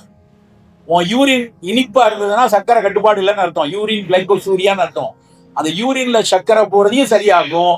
சர்க்கரை போய் புரதம் கழியாற உப்பு நீராக அது மாறினா அதையும் சரியாகக்கூடியது ஆவாரை கஷாயம் என்றுதான் அதுக்கு பொருள். இன்னைக்கு பல ஆராய்ச்சிகள் பண்ணி அந்த ஆவாரை எந்த அளவுக்கு நம்ம சர்க்கரை செல்லுக்குள்ள தள்ளக்கூடிய குளுக்கோஸ் டிரான்ஸ்போர்டேஸ் என்சைமை இம்ப்ரூவ் பண்ணது இன்னைக்கு கண்டுபிடிக்கலாம். நாம ஏன் ஒரு ஆவாரை கஷாயம் குடிக்கூடாது? 2 நாள் டீ குடிப்போம். டிவியில விளம்பரம் போனோம், அதிமதுரம் அடங்கியது 10 ரூபா பாக்கெட். உடனே போய் 3 ரோசஸ் பாக்கெட்ல வாங்கி சாப்பிடலாம். அவன் அதிமதுரம் அடங்கியது அவன் ஊத்திட்டோம். நாம ஏன் ஒரு நாளைக்கு ஒரு ஆவாரை டீ குடிக்கலாம்? கரிசலாங்கண்ணி டீ. அடிக்கடி இருமல், சளி, இளைப்பு இருக்கவங்களுக்கு கரிசாலை தேடி வெறும் கரிசலாங்கண்ணி. வள்ளலார் வந்து வணங்கி தொழணும் தாய் போல அப்படின்னு கரிசலாங்கண்ணியை சொல்றாரு. யூக்லிப்டா ஆல்பான் இந்த பிளான்ட். அந்த கரிசலாங்கண்ணிக்கு தமிழ்ல இன்னொரு பேர் தேகராஜன். தேகரா சச்சுரதம் தில்லிய நேர் கூட்டி பாதமுற காய்ச்சி பருகுவார் காகமும் சளி தீரும் காணை ஒரு பாட்டு. என்ன அர்த்தம்னா, இருமி சளியை துப்புனா காக்கா வந்து தூக்கிட்டு போமா. அந்த மாதிரி சளி இருக்கவங்களுக்கு கரிசலாங்கண்ணி கஷாயம், அது ஒரு டீயை குடிக்கலாம். கரிசாலை டீ குடிக்கலாம். நெல்லிக்காய் டீ, வெறும் நெல்லிக்காய் உங்க ஊர் பக்கத்துலதான் அந்த நெல்லிக்காய்க்கு உலக புகழ் கிடைச்சு. 2000 வருஷமா சங்கம் பாராட்டு இந்த ஊர் பக்கத்துல இருந்து வந்த அந்த அதியமானியுடைய செய்தி தான். கொண்டாடமா வேண்டாமா நெல்லிக்காய? தர்மபுரி முழுக்க நெல்லிக்காய். நான் வர வழியெல்லாம் பார்த்தேன். சேலத்துல இருந்து எல்லா இடம் மாம்பழம். சந்தோஷம் தான். நம்ம ஊர் பழம் எல்லா இடம் மாம்பழமா இருக்கு. அதுக்கு இணையா கொண்டாட வேண்டிய ஒரு பழம் நெல்லிக்காய். ஆனா நாம அவ்வளவு கொண்டாடுறது இல்லை. நான் ஒரு முறை திருநெல்வேலியிலிருந்து அப்படி வரேன். வாகனத்துல வரும்போது ஒரு தோட்டம், அந்த ஒரு இயற்கை வேளாண் கூட்டத்துக்கு போயிட்டு அப்படி வரேன். தோட்டத்துக்கு முடி வரேன். அந்த தோட்டத்துல முழுக்க நெல்லிக்காய் காய்ச்சிருக்கு. அந்த மரம் முழுக்க நெல்லிக்காய் காய்ச்சிருக்கதே ஒரு பேரழகு. பார்க்கவே அவ்வளவு சந்தோஷமா இருந்து டக்குன்னு வண்டியை நிறுத்தி அந்த தோட்டக்காரட்ட போய் கொஞ்சம் நெல்லிக்காய் பறிச்சு போலாம் அப்படின்ட்டு, சார் கொஞ்சம் நெல்லிக்காய் கொடுப்பீங்களா, சென்னைக்கு போறாங்க, நான் பையில எடுத்துக்கிறேன் அப்படின்னா, அப்படியே மேலைங்களையும் பார்த்தாரு. சரி சார் போய் எடுத்துங்க அப்படின்னாரு. போய் எடுத்துக்கிறாரு. நம்மளே போய் எடுக்க சொல்லாருனாலே, வெளிநாடுகள் எல்லாம் அந்த பிளக் அண்ட் ப்ளே அப்படிம்பாங்க. போய் நம்மளே செடி பழத்தை போட்டு இடம் பார்த்து அப்படியே கொடுப்போம். அது மாதிரி கொடுத்துட்டாங்க போல இருக்கு அப்படின்னு நான் போய் அங்கங்க போய் ஒரு பை நிறைய கிட்டத்தட்ட ஒரு 10 கிலோவாவது எடுத்துருப்பேன். ஒரு 7-8 கிலோ எடுத்துட்டு அந்த பேக்கை தூக்கிட்டு வந்து, சார் இடம் போடுங்க, எவ்வளவு கொடுக்கணும் அப்படின்னா, எடுத்துட்டு போங்க சார். என்ன நம்மள தெரிஞ்சாலும் தெரியல, அவர் பாட்டுக்கு எடுத்துட்டு போங்க சார் சொல்றாரு. அவர் முதலாளியா இல்ல தொழிலாளியா என்னன்னு தெரியலையே அப்படின்னு. சார் எடுத்துட்டு 7-8 கிலோ இருக்குங்க சார், எடுத்துட்டு போங்க சார். பை கூட கிடையாது. என்ன அர்த்தம்? பரிகூலி கூட கிடையாது. 3 ரூபா 5 ரூபாய்க்கு வந்து கேட்டுட்டு போறான் சார், அது நீங்களா சாப்பிடுவோம் சார் அப்படின்னு கொடுத்தாரு. எனக்கு அவ்வளவு வேதனையா இருந்தது. சங்க காலத்தில் இருந்து பாடப்பட்ட ஒரு நெல்லிக்காய்க்கு நாம கொடுத்துருக்க இடம் அதுதான். இன்னைக்கு நிச்சயமா சொல்ல முடியும். 200 வீடுகள் இருக்கு, 300 வீடுகள் இருக்குன்னா உங்க வீட்டுல எல்லாம் ஒருவேளை ஆப்பிள் இருக்கலாம். எல்லாரும் ஃப்ரிட்ஜில் ஒரு ஆப்பிள் வரமா யாராவது வாங்கினது போட்டுருக்கலாம். டைனிங் டேபிள்ல பிள்ளைக்காக ஒரு ஆப்பிள் வச்சிருக்கலாம். நம்மள எத்தனை பேர் தினம் நெல்லிக்காய் வைத்திருக்கிறோம்? மிக குறைவானவர். ஆனால் தினம் நெல்லிக்காய் சாப்பிடுவதில் ஒரு தவறு கிடையாது. அவ்வளவு பெனிஃபிட் இருக்கு. அதுவும் இது மாதிரியான கோடை காலத்துல நெல்லிக்காய் ஆக சிறந்த கனி. அத கிடைக்கிறப்ப அப்படியே ஃப்ரெஷ்ஷா சாப்பிடுவோம். நெல்லி வற்றலாக பொடி பண்ணி வச்சிருக்கிறதுல ஒரு தேநீர் செஞ்சு சாப்பிட்டு பாருங்க. நெல்லி டீ, நெல்லி பவுடரை அப்படியே டிகாக்ஷன் அதே மாதிரி கஷாயமா இருக்கு, கொஞ்சம் போல தேன் விட்டு அந்த நெல்லி டீயை சூடா நீங்க குடிச்சு பாருங்க. முதல் முறையா நான் ஒரு 10 வருஷம் முன்னாடிதான் ஒரு நண்பர் வீட்டுல குடிச்சேன். அப்பதான் எனக்கு இதை டீயாவும் குடிக்கலாமா அப்படின்னு எனக்கு தோணுச்சு. ரொம்ப முக்கியமான விஷயம், நெல்லிக்காய் மட்டும்தான், நல்லா குறிச்சுக்கோங்க, நெல்லிக்காய் மட்டும்தான் உலர்ந்தால் கூட, அது சன் ட்ரை பண்ணி உலர்ந்தா கூட அந்த விட்டமின் சி குறையாது. அதுல இருக்கக்கூடிய விட்டமின் சி குறையாது. அவ்வளவு சிறப்பானது நெல்லிக்காய். அப்போ நம்ம காலை பானம்ங்கிறது நண்பர்களே வெறும் காஃபி ஆகணும், இந்த தேநீர் பால் பாயசமோ இது இருக்க வேண்டாம்.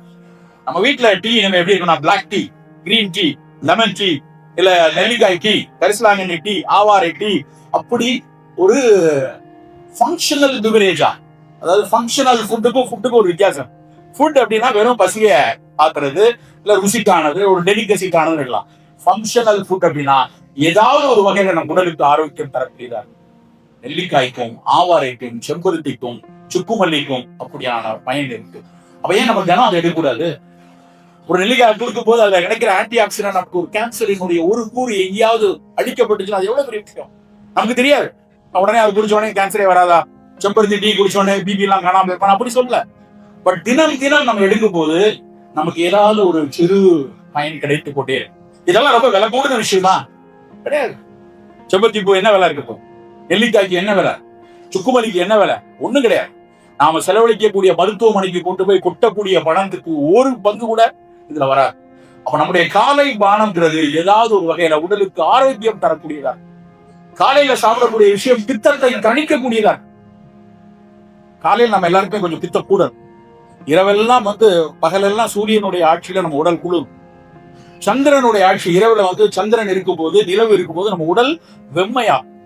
அந்த வெம்மை ஆகும் போது அதிகாலையில் அந்த வெம்மையை குறைக்கணுங்கிறதுக்காக தான் காலையில நம்ம குளிக்கிறோம். காலையில குளிக்கணும், அழுக்கெல்லாம் ஆச்சுன்னா சாயந்தரம் போய் தானே குளிக்கிறோம். நம்ம ஏன் காலையில குளிக்கிறோம்? இரவு உடல் வெம்மையாக இருக்கும். அந்த வெம்மையை தணிப்பதுக்கு தான் காலையில தலைக்கு தண்ணி ஊத்துறோம். அதே மாதிரி காலையில தலைக்கு தண்ணி ஊற்றி வெம்மையை தணிக்கிற மாதிரி நம்ம காலையில குடிக்கக்கூடிய ஒரு கரிசலாங்கண்ணி டீயோ இல்ல ஆவாரை டீயோ ஒரு சுக்குமல்லி காஃபியோ நம் உடலினுடைய சூட்டை பித்தத்தை தணிக்கும் நண்பர்கள். ஏர்லி மார்னிங் தான் பல நோய்கள் வருது. நல்லா கவனிச்சுட்டீங்களா? ஸ்ட்ரோக் வர்றது, இஸ்கிமிக் ஹார்ட் டிசீஸ் வர்றது, ஒரு வீசிக் மிக தீவிர நிலைக்கு வர்றது எல்லாமே ஏர்லி மார்னிங். அந்த 2 மணி 3 மணி 4 மணி சீரம் கார்டிசால் சுரக்கக்கூடிய நேரத்துல தான் வரும். அதுக்கு காரணமே நம்ம அதிகாலை நேரத்தின் வெம்மை அதிகமாறதுதான் அதனுடைய காரணம். அப்ப இரவு மிகச்சரியான தூக்கம் இருந்தா தான் இந்த நோயெல்லாம் வராது. அதிகாலையில நம்ம எடுக்கக்கூடிய முதல் பானம் ஃபங்க்ஷனல் பிவரேஜ். இதுதான் முதல் செய்தி. நம்முடைய சக்கரை வியாதியோ ரத்த கொதிப்போ புற்றுநோய்களோ வராமல் தடுக்கணும்னா முதலில் இந்த பழக்கத்தை வச்சு. ரெண்டாவது காலை உணவு. காலை உணவு என்ன சாப்பிடலாம்? காலையில பானதி கொடுத்தாச்சு, மார்னிங் பிரேக்ஃபாஸ்ட் எப்படி எடுத்துக்கலாம். காலை உணவுனோடனே நமக்கு எல்லாருக்கும் இட்லி, தோசை, பட்டர், பொங்கல், மசால் தோசை, ரவா ஆனியன் மசால் தோசை, இதான் மனசுக்குள்ள வருது. இது தவிர வேற உணவு இல்லையா? எப்ப போனாலும் எனக்கு பல நேரத்தில் ஆச்சரியமா இருக்குது. இட்லியும் வடையும் எப்படா உட்காந்து கூட்டணி சேர்ந்தது? கூட்டணிங்கிற வார்த்தையை இப்பதான் ரொம்ப பிரபலமா இருக்கிற ஒரு வார்த்தை. என்னைக்குடா இது ரெண்டும் சேர்ந்தது யோசிச்சு பாக்குறேன். வடை மூத்து, உண்மையிலேயே வடை மிகப்பெரிய சங்க இலக்கிய காலத்திலேயே உளுந்து தலை பெய்தின்னு ஒரு பாட்டு இருக்கு. அது வடை. இட்லி ரொம்ப 13ஆம் நூற்றாண்டுலதான் நம்மால் ஒருத்தன் ஒரு பல்லவ மன்னன் இந்தோனேஷியா போய் அங்க ஒரு பொண்ணை தூக்கிட்டு வந்தான். அங்க ஒரு பொண்ணை கல்யாணம் பண்ணிட்டு வரும்போது அந்த பொண்ணை பெற்றவர் கூடவே புள்ள வெளிநாட்டுக்கு போகுது, நம்ம ஊர் சாப்பாடெல்லாம் கஷ்டப்படுவேன்னு ஒரு 5-6 சமையல் கலைஞர்களை இந்தோனேஷியால இருந்து அனுப்பி விட்டாங்க. இந்தோனேஷியால இருக்கவங்களுக்கு எல்லாம் இந்த அரிசியை ஆவியில வேக வச்சு செய்யக்கூடிய பழக்கம் அவங்களுக்கு நிறைய இருக்கு. அவங்க எல்லாம் டம்ப்ளிங், நம்ம கொழுக்கட்டை சொல்றோம் இல்லையா, அதை அவங்க டம்ப்ளிங்னு சொல்லுவாங்க.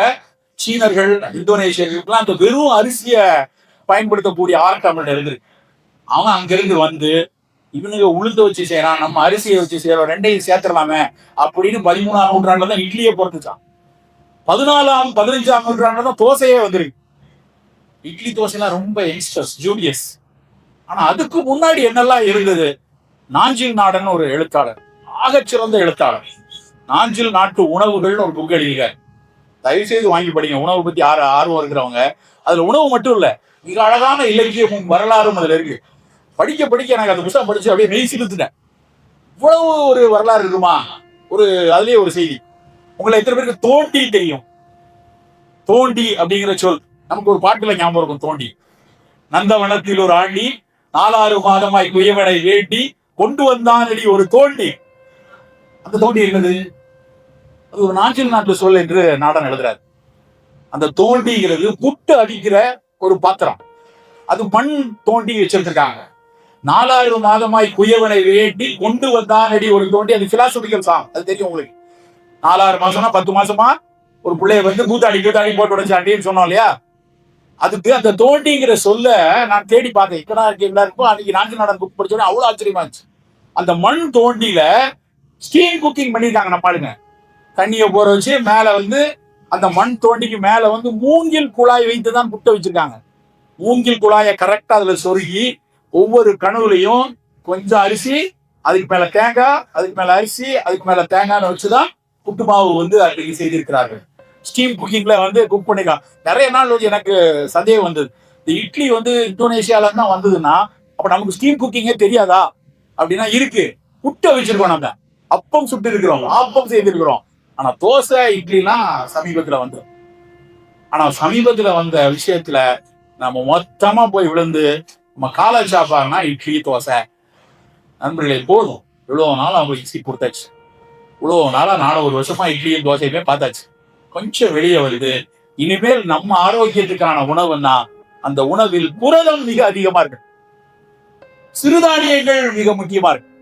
நம்முடைய உணவு ஒரு தட்டுல எடுக்கிறோம்னா ஒரு 60% 70% புரோட்டீன் ஃபுட்டாவும் ஃப்ரூட்ஸாவும் இருக்கணும். நம்ம பல பேர் பாத்தீங்கன்னா இங்க இருக்க பெண்கள்லாம் ஒரு 55 வயசுல இருக்காங்கன்னா கிட்டத்தட்ட 3,75,000 தோசை சுட்டுருப்பாங்க. தினம் சுட்டு காலையில 15 தோசை, ராத்திரி 15 தோசை, ஞாயிற்றுக்கிழமை ஆனா அவ்வளவு பெரிய குண்டால தோசை வரைச்சு பிடிச்சுக்குள்ள வச்சுட்டு காலையிலையும் சாயந்தரமும் இட்லி தோசை மாத்தி வேணாம். இனிமேல் தோசை கரைக்காம தோசை கரைச்சி வீட்டுல வைக்கிறது எனக்காவது திருவிழா அன்னைக்கு பாத்துக்கலாம். அன்னைக்கு நமக்கு இட்லி வேணா இட்லி சிறப்பான உணவு தான். ஆனா யாருக்கு? குட்டீஸ்க்கு, சின்ன குழந்தைகளுக்கு இட்லி கொடுங்க, தப்பே இல்லை.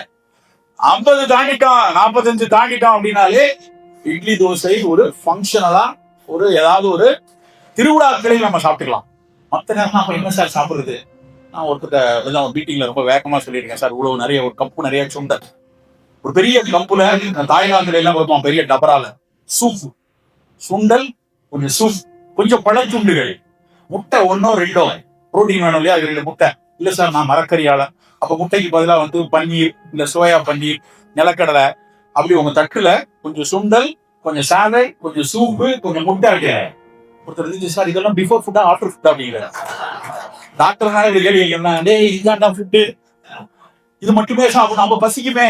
மனசுல இந்த சோத்தை பார்த்து அரிசியை இட்லியை பார்த்து அதை சாப்பிடலைன்னா பசிக்கும்னு மனம் நினைக்குது. நமக்கு சின்ன பிள்ளைங்க என்ன சொல்லி கொடுத்துருக்காங்கன்னா வயிறு முட்டை சாப்பிடு, வயிறு முட்டை சாப்பிடவே கூடாது, பசிக்கு தான், பசித்து புசி, பசி இல்லைன்னா சாப்பிடாதேங்கிறான். அப்போ பசித்து புசிக்கும் போது கொஞ்சம் உணவு இருந்தா போதும். நம்மளுடைய செயலுக்கு ஏற்ற மாதிரி நம்ம என்ன போய் 15 கிலோமீட்டர் ஓடிட்டா வரோம், அதிகபட்சம் தினம் 5 கிலோமீட்டர் எப்படியாவது நடந்துருந்தமேனு வேணும்னு மார்னிங்ல நடக்கிறது மட்டும் தான் வேலையா இருக்கு. நேரம்லாம் கம்ப்யூட்டர்ல உட்காரோம், இல்லை ஆஃபீஸ்ல உட்காந்து வேலை செய்யறோம். நமக்கு அவ்வளவு கார்போஹைட்ரேட் தேவையில்லை. நம்ம உணவு புரதம் அதிகம் உள்ளதா? இப்ப நீங்க இங்க இருக்கவங்கள சராசரி எடைன்னு பார்த்தா 60 கிலோ, 60 கிலோ வெயிட் தான் பெரும்பாலானவர்கள் 60 இருந்து 70 இருப்பீங்க. அப்ப 60 இருந்து 70 கிலோ எடை உள்ளவர்களுக்கு 60 கிராம் புரோட்டீன் வேணும். 1 கிலோவுக்கு 1 கிராம் மனசுல கணக்கு வச்சுக்கோங்க. அப்ப நம்ம அவ்வளவு புரோட்டீன் எடுக்கிறோமா? இல்ல. ஆனா புரோட்டீன் தான் இம்யூன் பில்டர்ஸ், நமக்கு எதிர்பார்த்தல் கொடுக்கிறது. புற்றுநோய் வராம தடுக்கணும், சர்க்கரையினால் பிற நோய்கள் வரக்கூடாது, எல்லா இம்யூன் சிஸ்டமும் புரோட்டீனை டிபெண்ட் பண்ணி. அப்ப அந்த புரோட்டீனை மிகச்சிறப்பா எடுக்கணும்னா நீங்க முட்டையோ சோயாவோ இந்த மாதிரி எடுத்துக்கணும். தயவு செய்து இட்லி தோசை பூரி பொங்கல்ங்கிற விஷயம்லாம் ஒரு சிறப்பு உணவுகளா என்னைக்காவது ஹோட்டல்ல போய் குடும்பத்தோட மகிழ்ந்து சாப்பிடுறீங்களா, இல்ல ஏதாவது ஒரு கல்யாணம் வீடா அன்னைக்கு போய் சாப்பிட்டோம். மற்ற நேரங்களில் வீட்டில் சாப்பிடக்கூடிய விஷயமா இந்த மாதிரி உணவு இருக்கு. மதிய உணவுன்னு எடுத்தோம்னா சோறை இப்படி குமிச்சு அது மேல குழம்பு விட்டு கவனமா உருட்டி அதெல்லாம் வேணாம். உங்க வீட்டுல யாரெல்லாம் வீட்டுல வந்து இந்த அன்னக்கரட்டின்னு ஒண்ணு இருக்கும் இல்லையா, அந்த அன்னக்கரட்டி இருந்ததுன்னா தர்மபுரியில எந்த பக்கம் கிழக்குன்னு பார்த்து அந்த பக்கமா நின்று தலையை சுத்தி எரிஞ்சுங்க. ஏன்னா அந்த அன்னக்கரண்டிய பார்த்தாலே எனக்கு இந்த பிடபிள்யூ ஆபீஸ்ல பொக்லைன் எந்திரம் வச்சிருப்பாங்க, வாழைத்தோளமா அப்படி எடுத்து போடுறது, அது மாதிரியே எனக்கு தோணும். உலகத்திலேயே அவ்வளவு பெரிய கரண்டி நம்ம ஊர்ல மட்டும்தாங்க இருக்கு. இவ்வளவு பெரிய அன்னக்கரண்டி நான் எங்கேயும் பார்த்தது. அதுல வேற மறுசோறு சாப்பிடலையா? நீங்க மறுசோறு தான் சாப்பிட போட்டாதீங்க, அவன் போயிடுவான். சோறு ஒரு தடவை போட்ட போதும். இனிமேல் முடிந்தா சோறுக்கு ஸ்பூன் வச்சுக்கலாம், ஸ்பூன்ல எடுத்து போட்டு கை கொஞ்சம் வலிச்சா நிறுத்திடும். சோறு குறையா இருக்கணும், காய்கறி கீரை புலால் உணவு மீனோ முட்டையோ மட்டனோ எதுவும் இருக்கு, ஆனா சோறு குறைவாதான் இருக்கு. அந்த அரிசி சோறும் வெள்ளையாக வேண்டாம். பல பேருக்கு வெள்ளை வியாதி இருக்கும், வெள்ளையா இருக்கவன் போய் சொல்ல மாட்டான், அப்படிலாம் படம் எடுக்கிறாங்க. உண்மையிலேயே கருப்பு தான் சிறப்பு, ஆக சிறந்தது கருப்பு தான். இருக்கிற இறங்கிலேயே கருப்பு தான் சிறப்பு, அது எல்லா விஷயத்திலையும்.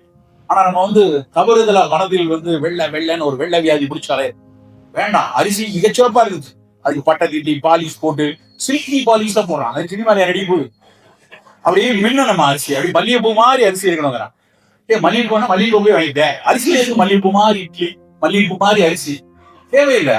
உங்க வீட்டு சோறு ஆஷ் கலர்ல இருக்கணும், இட்லி நல்ல பழுப்பு கலர்ல இருக்கும். நான் ஒரு நாள் ஒருத்தர் வீட்டுக்கு போயிருந்தேன், ஒரு ஃப்ரெண்டு வீட்டுக்கு.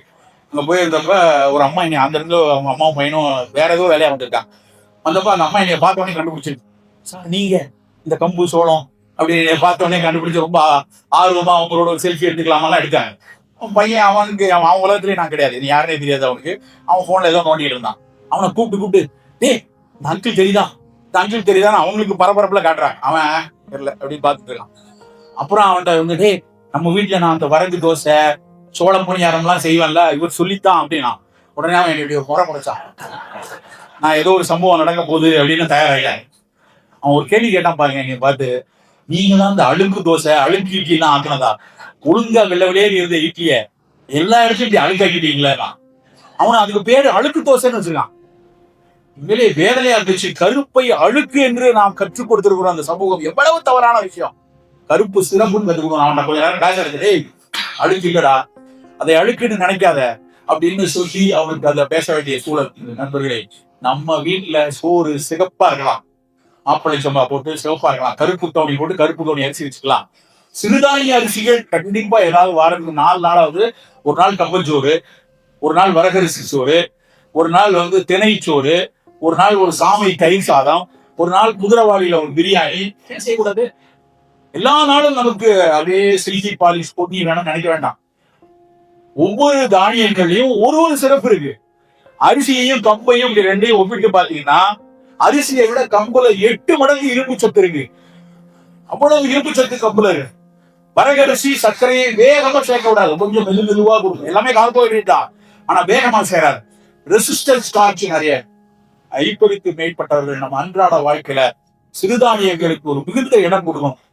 சார் சிறுதானியம் எனக்கு டைஜஸ்ட் ஆகாது, எனக்கு லைஃப் சூடாகும், இதெல்லாம் நம்ம மன பிராந்தி மாதிரியே அது கெடுது. அப்படி தேவையில்லை. நம்ம கொஞ்சம் கொஞ்சமாக நம் சிறுதானிய உணவுகளை நம் உணவில் அன்றாடம் சேர்த்து கொண்டே இருப்பது ரொம்ப ரொம்ப முக்கியம். அதை விட முக்கியமானது 6 சுவைகளும் நாம் சேர்க்க. 6 சுவைகள். ஆமா சார், ஸ்வீட் தான் சாப்பிடுறேன் சார் அப்படின்னா முட்டாள்தான். இனிப்பு பழங்களிலிருந்து வரலாம். அல்வால இருந்து மைசூர் பால இருந்து வர வேண்டாம். இனிப்பு பழங்கள்ல இருந்து வரலாம். சுவைக்கு முதல்ல நம்ம பரிமாற வேண்டியது பழம். ஒரு கப்பு நிறைய பப்பாளி பழம், இல்ல நெல்லிக்காய், இல்ல வாழைப்பழம், இல்ல கொய்யா பழம். சர்க்கரை வியாதிக்காரங்க வாழைப்பழம் வேண்டாம். மற்ற எல்லாரும் இந்த பழங்களை முதலில் துவங்கணும். பழங்களுக்கு இருக்கக்கூடிய பயன் வளர்க்கிற வேற எந்த பழம், வேற எந்த உணவுலையும் அவ்வளவு கிடையாது. மாதுளை ஆகச்சிறந்த பழங்கள்ல ஒண்ணு. உளவியல் ரீதியாக மனதுல சிக்கல் இருக்கு, கவலை இருக்கு, என்ன வசதி இருந்தாலும் எனக்கு ஒரு மாதிரி ஒரு அழுத்தமான மனம் இருக்கிறது, மகிழ்ச்சியா இல்ல, ஏன்னா மாதுளை சிறப்பு செரட்டோனின் அப்படிம்பாங்க. செரட்டோனின்ங்கிறது மூளையில மகிழ்ச்சியை கொடுக்கக்கூடிய ஒரு சுரப்பு. அது மாதுளையிலையும் வாழைப்பழத்துல மட்டும்தான் இருக்கு. உலகத்துல சைக்கியாட்ரிக் ட்ரீட்மெண்ட்டுக்கெல்லாம் செர்சியஸ் இன்ஹிபிட்டர்ஸ் கொடுப்பாங்க. அவன் மாதுளம்பழத்தில் இப்பொழுது சத்தை பிரித்து எடுத்து கொடுக்க ஆரம்பிச்சிட்டான் உலகம் முழுக்க. நாம ஏன் சாப்பிடக்கூடாது? ரெகுலரா கொஞ்சம் மாதுளம்பழம் எடுக்கலாம், கொய்யாப்பழம் பறிக்கலாம், நாவல் பழம் மறந்தே போயிட்டாங்க. இந்த நாட்டுக்கு பேரே, பாரத தேசத்துக்கு இன்னொரு பேரே வந்து ஜாமூன் ஐலண்ட் அப்படிதான் இருந்துச்சு ஒரு காலத்துல. அவ்வளவு நாவல். நம்ம இந்த பக்கத்துல இருக்கக்கூடிய அத்தனை மலை வளத்திலையும், தர்மபுரியை சுற்றி இருக்கிற அத்தனை வளத்திலையும் நாவல் இருந்திருக்கிறது. இங்க எல்லாம் தெரிந்ததாக நாம் நினைக்கக்கூடிய அந்த வேட்பாரி பாரி வள்ளல், அவரோடு இணைந்து பயணித்த கபிலர் பல பாடல்கள் நாவல் அப்படின்னு சொல்றாரு. எவ்வளவு வகை வகையான நாவலை நம்ம சாப்பிட்டோம். இன்னைக்கு நவாப்பழம் பல பேருக்கு தெரியல. நாங்கெல்லாம் சாப்பிட்டுட்டே உன் முதடு வாய் எப்படி புழுவா இருக்கு, உனக்கு புழுவா இருக்கா, உனக்கு பர்பிளா இருக்கான்னு விளையாண்டுருக்கோம். இன்னைக்கு நம்ம வீட்டு பிள்ளைங்களுக்கு அதெல்லாம் தெரியல. இன்னும் ப்ளூ, அதாவது இந்த சாக்லேட்ஸ்ல வந்து கலரிங் ஏஜென்ட் போட்டு வருதா அப்படின்னு கேட்கறான். ஆனா பழங்கள்ல நாவல் பழம் மட்டும்தான் துவர்ப்பும் இனிப்பும் கலத்துல ஒரு பழம். அந்த துவர்ப்பு தன்மை சர்க்கரை வியாதியை குறைக்கக்கூடியது. கண்ணுசாமி பிள்ளை அப்படின்னு ஒரு பெரிய சித்த வைத்தியர், அவர் வந்து தஞ்சாவூர் மாவட்டத்துல இருந்தவர். கண்ணுசாமியம் அப்படின்னு ஒரு புக் எழுதியிருக்காரு. அதுல வந்து அந்த நாவல் பழத்தினுடைய கொட்டை, அதுல இருக்க மேற்சுவர் எந்த அளவுக்கு சர்க்கரையை கட்டுப்படுத்தும் என்று ஒரு மாத்திரையை கொடுக்குறாங்க. இன்னைக்கு பல ஆராய்ச்சி பற்றி அது எவ்வளவு பயன்படுதுன்னு நாங்க பார்க்கணும். அவ்வளவு சிறப்பான பழங்கள் பிரதானமா நம்ம உணவுல இருக்கு. ஃபர்ஸ்ட் ஃப்ரூட்ஸ் தான் கொடுக்கணும். வெளிநாட்டுக்காரன் வந்து அதை வந்து டெசர்ட் ஆக்கி கடைசியில கொடுக்கலாம். நல்லா தின்னு முடிச்சுட்டு கடைசியா பள்ளியில போனா பழம் சாப்பிடுறீங்களா, அது சர்க்கரையை தான் கொடுக்கும். பழங்களை முதல்ல சாப்பிட்டுருக்கும். உங்க பரிமாறும் போது முதல்ல பழம். இனிப்புக்கு தலை தித்திப்பு கடை கைப்பு அப்படின்னு யாரு ஆச்சார கோவையில சொல்லியிருக்காரு. தலை தித்திப்பு கடை கைப்பு. முதல்ல இனிப்பு பழங்கள், கசப்பு கடைசியில இருக்கும். கசப்பு நம்ம மறந்தே போயிட்டோம். நல்லா யோசிச்சு பாருங்க. இன்றையிலிருந்து கடந்த 7 நாட்கள்ல எத்தனை பேர் நம்ம தினசரி கசப்பு சாப்பிடும்? தினசரி தினசரி எத்தனை பேர் உப்பு சாப்பிடணும்? எல்லாரும் உப்பு இல்லாம சாப்பிடுறது. ஏன் சொல்லிட்டாங்க உப்பு இல்லாம பண்ண குப்பையிலேயே சொல்லியிருக்காங்க சார். உப்பு போடாம சாப்பிடவே முடியாது. ரொம்ப கொடூரமான விஷயம் என்னன்னா, உலகத்திலேயே மிக அதிகமா உப்பு சாப்பிடுற கூட்டம் நம்ம தான். உலக சுகாதார நிறுவனம் வந்து ஒரு நாளைக்கு 4 கிராம் தான் உப்பு சாப்பிட சொல்லுது. நம்ம எவ்வளவு சாப்பிடுறோம் தெரியுமா? 8 கிராம். அதனாலதான் சிறுநீரக நோய்கள் கூடிக்கொண்டே இருக்கிறது. அப்படி ஒரு நல்ல ஒன்று புரிஞ்சுக்கோங்க. பல விஷயத்தை நம்ம தப்பா புரிந்து கொள்கிறோம். உப்பில்லா பட்டம் குப்பையிலேங்கிறது வந்து டேஸ்டுக்காக சொன்னது இல்லை. ஒரு அழகான புத்தகம், அது மறந்துட்டேன் அந்த தலைப்பு, ஜெயமோகன் எழுதின ஒரு புத்தகம். ஒரு புறவின்னு, ஒரு ஈராறு புறவின்னு அந்த புத்தகம், ஒரு கதை. அதுல ஒரு சித்தர் சொல்றாரு. ஒரு சித்தர் மேல இருக்காரு. அவரை பாக்குறது நானும் சித்தர் ஆகணும் அப்படின்னு சொல்லிட்டு ஒருத்தர் கண்ணாட்டினான்னு தவெல்லாம் செய்யணுமா அப்படிலாம் கேட்டு போயிருக்காரு. நான் மேல இருப்பேன், நீங்க 2 தடவை மேலே கீழே ஏறி வாங்குறாரு. அது மொட்டை பாறை. அந்த வெயிண்ட ஏறி வேர்த்து விறுவிறுத்து மேல போய், ஐயா இங்க வர சொன்னீங்களே இந்த வெயிலோட, எப்படி நான் சித்தராகிறது அப்படின்னு கேட்டப்ப, உனக்கு ஒரு செய்தி சொல்றேன், முதல்ல உன் உடம்ப நல்லா பாத்துக்கணும். உப்பில்லா பண்டம் குப்பையிலே அப்படிங்கிறாரு. புரியல, உப்பில்லா பண்டம் குப்பையிலே இருக்காரு. உன் உடம்புல இருந்து வேர்வை வெளியே வரல அப்படின்னா உன் உடம்பு குப்பையில போயிடும். நல்ல வேர்க்க விறுவிறுக்க வேலை செய்யலாம். அதுதான்டா உப்பில்லா பண்டம் குப்பையிலே சொல்லி சொல்லுங்க. ஆச்சரியமா இருக்கு மக்கள் எப்படி யோசிச்சிருக்காங்க. ஆனா நாம வந்து ஊறுகாய் போட்டுருந்தோமா, உப்பில்லா பண்ண குப்பையில ஊறுகாய போடு, தொக்க போடு, உப்பை கொஞ்சம் கூட போடு, நம்ம போட்டு சாப்பிட்டுறோம். உப்பை குறைவாக எடுத்துக்கொள்ளுங்க, இனிப்பை குறைவாக எடுத்துக்கொள்ளுங்க, கசப்பையும் துவர்ப்பையும் கூடுதலா எடுத்துக்கணும். உப்பு இனிப்பும் குறைச்சிக்கணும், கசப்பும் துவர்ப்பும் கூட்டிக்கணும். கசப்பு எதுல தான் இருக்கு? உள்ளி வேப்பிலையில மட்டும் இல்ல, கருவேப்பிலை, சுண்டக்காய், வெந்தயம், கோவக்காய், எல்லாத்துலயும் கசப்பு இருக்கு. எதுவுமே இல்லையா, வெந்தயத்தை பொடி பண்ணி வச்சுக்கலாம். ஒரு 1/2 ஸ்பூன் காலையிலையும் மதியமும் அந்த கசப்பு நமக்குள்ள போயிட்டு இருந்தா சர்க்கரை வியாதிக்கு, ரத்த கொழுப்புக்கு, மாரடைப்புக்கு அத்தனைக்கும் வெந்தயம் ஒண்ணு போதும். அதுல பெரிய கம்பு சொல்றோமா, 100 கிராம் வெந்தயத்தை வறுத்து பொடி பண்ணி ஒரு பாட்டில வச்சுக்கிட்டு ஒரு ஸ்பூன் வாயில போட்டு தண்ணி குடிக்கலாம். இருக்கிற தானியங்கள்லயே அதிக ஃபைபர், அதாவது சாலிபிள் ஃபைபர், இன்சாலிபிள் ஃபைபர், கரையக்கூடிய நார், கரையாத நார். கரையக்கூடிய நார் இதயத்துக்கு நல்லது. கரையாத நார் மலத்தை வெளியே தரும், எளிதா வெளியே தரும். அது போய் உள்ள போய் குடல்ல நீரெல்லாம் உறிஞ்சிட்டு மலத்தை சாஃபனிங் பண்ணி அனுப்பும். அது ரெண்டும் இல்ல, ஒரே பொருள் வெந்தயம் மட்டும் தான். இப்ப வெந்தயத்தை நம்ம தினம் சாப்பிடணுமா வேணாமா? பெரிய விலையெல்லாம் இல்லையா, 150 ரூபாய் கிடைக்குதா கிலோ. அப்ப அதை பொடி பண்ணி வச்சுக்கிட்டு ஒரு ஸ்பூன் காலையும் மதியம் வெந்தயம் எடுத்துக்கணும். கசப்பான சுவை. துவர்ப்பு வாழைப்பூல இருக்கு, வாழைத்தண்டுல இருக்கு. ரைத்தாலாம் பண்ணும்போது, தயிர் பச்சடி பண்ணும்போது வெங்காயத்துல ஒரு நாள் பண்ணுங்க, ஒரு நாள் வாழைப்பூல பண்ணுங்க, வாழைத்தண்டுல பண்ணுங்க. அது ஆக சிறந்தது. நண்பர்களே, நம்முடைய மதிய உணவுங்கிறது 6 சுவையும் அடங்கிய உணவா இருக்கும். நடுவுல 2 காணாம சார். கசப்பு துவர்ப்பு சொல்லிட்டீங்க, கூட இனிப்பு உப்பு காரம் பறிச்சுங்க. நடுவுல புளிப்பு காரம், அது மிதமா இருக்கும். சுருன்னு இருக்க கூடாது. மிதமாக புளிப்பும் காரமும் இருக்கணும். கசமும் துவர்ப்பும் கூட இருக்கணும். காரம் எங்கெல்லாம் தேவை இருக்கோ அங்கெல்லாம் முதல் தேர்வா மிளகு இருக்கு. பெப்பர். மிளகு வெறும் கார சுவை மட்டும் கொடுக்கறது இல்ல, எதிர்ப்பாற்றலை செம்மைப்படுது. குறிப்பா அலர்ஜி இருக்கு. இன்னைக்கெல்லாம் நிறைய பேருக்கு ஆட்டோ இம்யூன் டிசீஸ் வருது. எங்க திருமணம் சார், காலையில எழுந்திரிச்சா கையை மடக்க முடியல, நீட்ட முடியல, ஜாயிண்ட்ல எல்லாம் பெயின் இருக்கு. ரொமட்டாலஜிஸ்ட போய் பார்த்தா அவருக்கும் இல்லைங்கிறாரு. இது கொஞ்ச நாளாவே சிக்கன் குனியா வந்தப்போ அது நோய் போயிடுச்சு சார், ஆனா கையை மடக்க முடியல, நீட்ட முடியல. இதை ஆட்டோ இம்யூன் ஆர்த்ரால்ஜியா அப்படிங்கிறாங்க. அந்த ஆட்டோ இம்யூன்னால முடி கொட்டுது சிலருக்கு, திடீர் சர்க்கரை நோய் வருது, எக்ஸிமா வருது, சொரியாசிஸ் வருது. இந்த ஆட்டோ இம்யூன் எல்லாம் வராம காத்துக்கிறதுக்கு மிளகு ரெகுலரா சாப்பாட்டுல மிளகு. அதை மருந்தா சொல்லல, ஒரு பிரிவென்டிவா மிளகு சேர்க்க அது இம்யூன் மாடுலேஷன் கொடுத்து கொண்டே.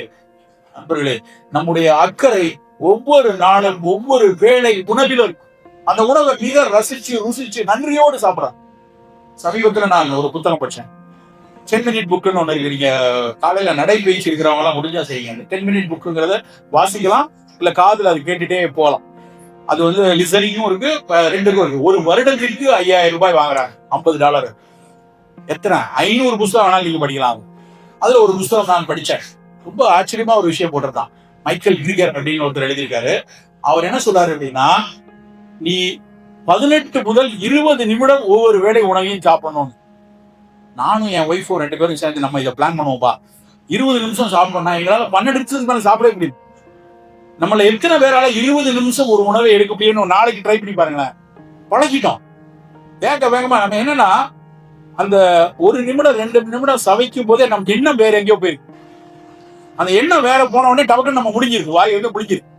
அப்படியே பழகிருக்கோம். அவன் என்ன சொல்றான்னா, நீ நொறுக்கி நல்ல வாயால நொறுக்கி உமிழ்நீரை கலந்து ரசித்து அதை ஒரு தவப்பயிற்சி மாதிரி சாப்பிட சொல்றான். அந்த சமைத்தவர்களுக்கு நன்றி கூறலாம். நமக்கு நம்ம வீட்டு நம்ம மனைவியோ இல்ல நம்ம சமையல்காரரோ நமக்காக சொல்லலாம், அவங்களுக்கு தேங்க் பண்ணிட்டே சாப்பிடலாம். அந்த தானியங்களுக்கு நன்றி சொல்லலாம். அந்த அரிசி நம்ம தட்டுக்குள்ள வரதுக்குள்ள எத்தனை பாதை வழியா அந்த தானியம் வரதுக்குள்ள எவ்வளவு பாதைகளை கடந்து வந்திருக்கு. அதுக்காக கண்ணுக்கு தெரியாத மண்ணுக்கு கூட இருக்கிற நுண்ணுயிர்கள் வேலை செஞ்சிருக்கு, மண்புழு வேலை செஞ்சிருக்கு, உழவன் வேலை செய்திருக்கிறான், வணிகர் வேலை செய்திருக்கிறாரு, அதை எடுத்துக்கொண்டு வந்த ஒரு சிப்பந்தி வேலை செய்திருக்கிறார், நம்முடைய அம்மா வேலை செஞ்சிருக்காங்க, கணவர் வேலை. எல்லாருடைய பணியும் அந்த சோத்துக்கு அதுக்கு பின்னாடி அத்தனை பேருக்கு ஒரு நன்றி சொன்னா என்ன, இறைவனுக்கு நன்றி சொல்றோம். அதோட சேர்ந்து அத்தனை பேரும் அந்த நன்றி உணர்வோடு அந்த சுவைத்து நேரம் எடுத்து சாப்பிடுங்க. நம்ம சாப்பிடும் போதே ஒரு பக்கம் போனை நோண்டிக்கிட்டு, இன்னொரு பக்கம் சில பேர்லாம் காதுல இதை மாட்டிட்டே இயர்ட்ரம் போட்டுட்டே சாப்பிடுறோம். அந்த அளவுக்கு அவங்க பரபரன்னு இருக்காங்க. அப்படி பரபரன்னு வேகமான வாழ்க்கை வேகமான வேகமா போயிடும். அப்படி இருக்கக்கூடாது. சவைத்து ருசித்து அந்த சாப்பிடக்கூடிய உணவை ஒவ்வொரு கணமும் ருசித்து சவைத்து சாப்பிடக்கூடிய படம். இது மதிய உணவுல. இரவு உணவு தான் ரொம்ப நம்ம பண்ற தப்பு அங்கதான். இரவு உணவு 7:30 மணிக்கு மேல சாப்பிடாதுங்க. 7 மணி 7:30 மணி அதிகபட்சம். நான் மருத்துவமனையில ரொம்ப தீவிரமா பயிற்சி பண்றப்பெல்லாம் 11 மணி ஆயிரும் சாப்பிடும் போது. வீட்டுக்கு நான் போகும்போது 11:30 மணிக்கு வீட்டுக்கு போனா தோசையெல்லாம் செத்த போன மாதிரி இப்படி தூக்கிட்டு நிற்கும். அதை திருட மாதிரி வீட்டுக்குள்ள போய் சட்னியை வச்சு சாப்பிட்ட காலம் தான் உண்டு 20 வருஷம் முன்னாடி. அதுக்கப்புறம் அறிவு வந்துதான் அப்படி சாப்பிடக்கூடாது. 6:30 மணிக்கு வீட்டுக்கு மருத்துவமனைக்கு சாப்பாடு வைக்கிறோம். 6:30 மணி 7 மணிக்கு சாப்பிட்டு அப்புறம் 10 மணி வரைக்கும் கூட போயிருந்தோம். வணிகர்கள்ல இருக்கலாம், பல வேற வேலைகள்ல இருக்கிறவங்க மாலை உணவுக்கு தயவு செய்து அக்கறையா இருக்கணும். 6 மணிக்கு எளிய உணவு. சர்க்கரை வியாதிக்காரங்களுக்கு ஆக சிறப்பு கோதுமை ரவை கிச்சடி தான். சர்க்கரை ஏறாது. கோதுமை ரவை கிச்சடி இல்லைன்னா சிறுதானியங்கள் எல்லாத்தையும் போட்டு ஒரு புல்கா மாதிரியோ இல்லைன்னா ஒரு ரொட்டி மாதிரியோ, அதுக்கு தொட்டுக்கிட்டதுக்கு உருளைக்கிழங்கு பீட்ரூட் எல்லாம் போட்டு குருமா செஞ்சிடக்கூடாது. அதுக்கு வெறும் தால் போட்டு சாப்பிடணும், இல்லைன்னா கறிவேப்பிலை துவையல் சாம்பார் ஏதாவது வச்சு சாப்பிடணும். எளிய உணவாக இரவு உணவு இருக்கும். ஆனா துரதிருஷ்டவசமா இன்னைக்கு இருக்க கல்யாணங்கள் எல்லாம் இரவுல தான் கொண்டாட்டமா இருக்கு. 100 வெரைட்டிப்பா, 150 வெரைட்டின்னு அத்தனை அள்ளி போட்டு சாப்பிட்டா அவனுக்கு 1000 கலோரி 1500 கலோரி ஏறி. நான் பல நேரத்தில் சொல்லுவேன், கல்யாணத்துக்கு போங்க, கை கொடுங்க, திருநீர் பூசிங்களா பூசுங்க, கிளம்பி வந்துருங்க. ஏன்னா அங்க போய் பந்தியில உட்கார்ந்ததுக்கு அப்புறம் பக்கத்து ஸ்ரீகாரனுக்கு வைக்கிறதெல்லாம் பார்க்கும்போது நம்மளும் கொஞ்சம் சாப்பிட்டுறாங்க. மைசூர் வைப்பாங்க, முதல்ல கொஞ்சோட சாப்பிடுவோம்.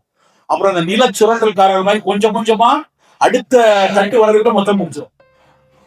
நம்ம அப்படி நம் உணவில் கட்டுப்பாடாக இருக்கும். இரவு உணவு என்பது எளிய உணவாக ஒரு 6-7 மணிக்கு சாப்பிடக்கூடிய உணவாக இப்படி உங்களுடைய உணவை கட்டமைத்துக் கொள்ளுங்கள். காலை பானம் ஒரு ஃபங்க்ஷனல் பிவரேஜா இருக்கட்டும், காலை உணவு புரதமும் பழங்களும் நிறைந்த சிறுதானியம் நிறைந்த உணவா இருக்கட்டும், மதிய உணவு 6 சுவையுள்ள உணவாகவும் குறைந்த அளவுல அரிசி உணவு, அதுவும் நல்ல பாரம்பரிய அரிசியும் சிறுதானியம் உள்ள உணவா இருக்கட்டும். இரவு உணவு என்பது எளிய உணவா இருக்கு. சரி சார், இதெல்லாம் தான் சாப்பிட்றேன், இப்படி இருந்தா எந்த வேதியும் வராதா?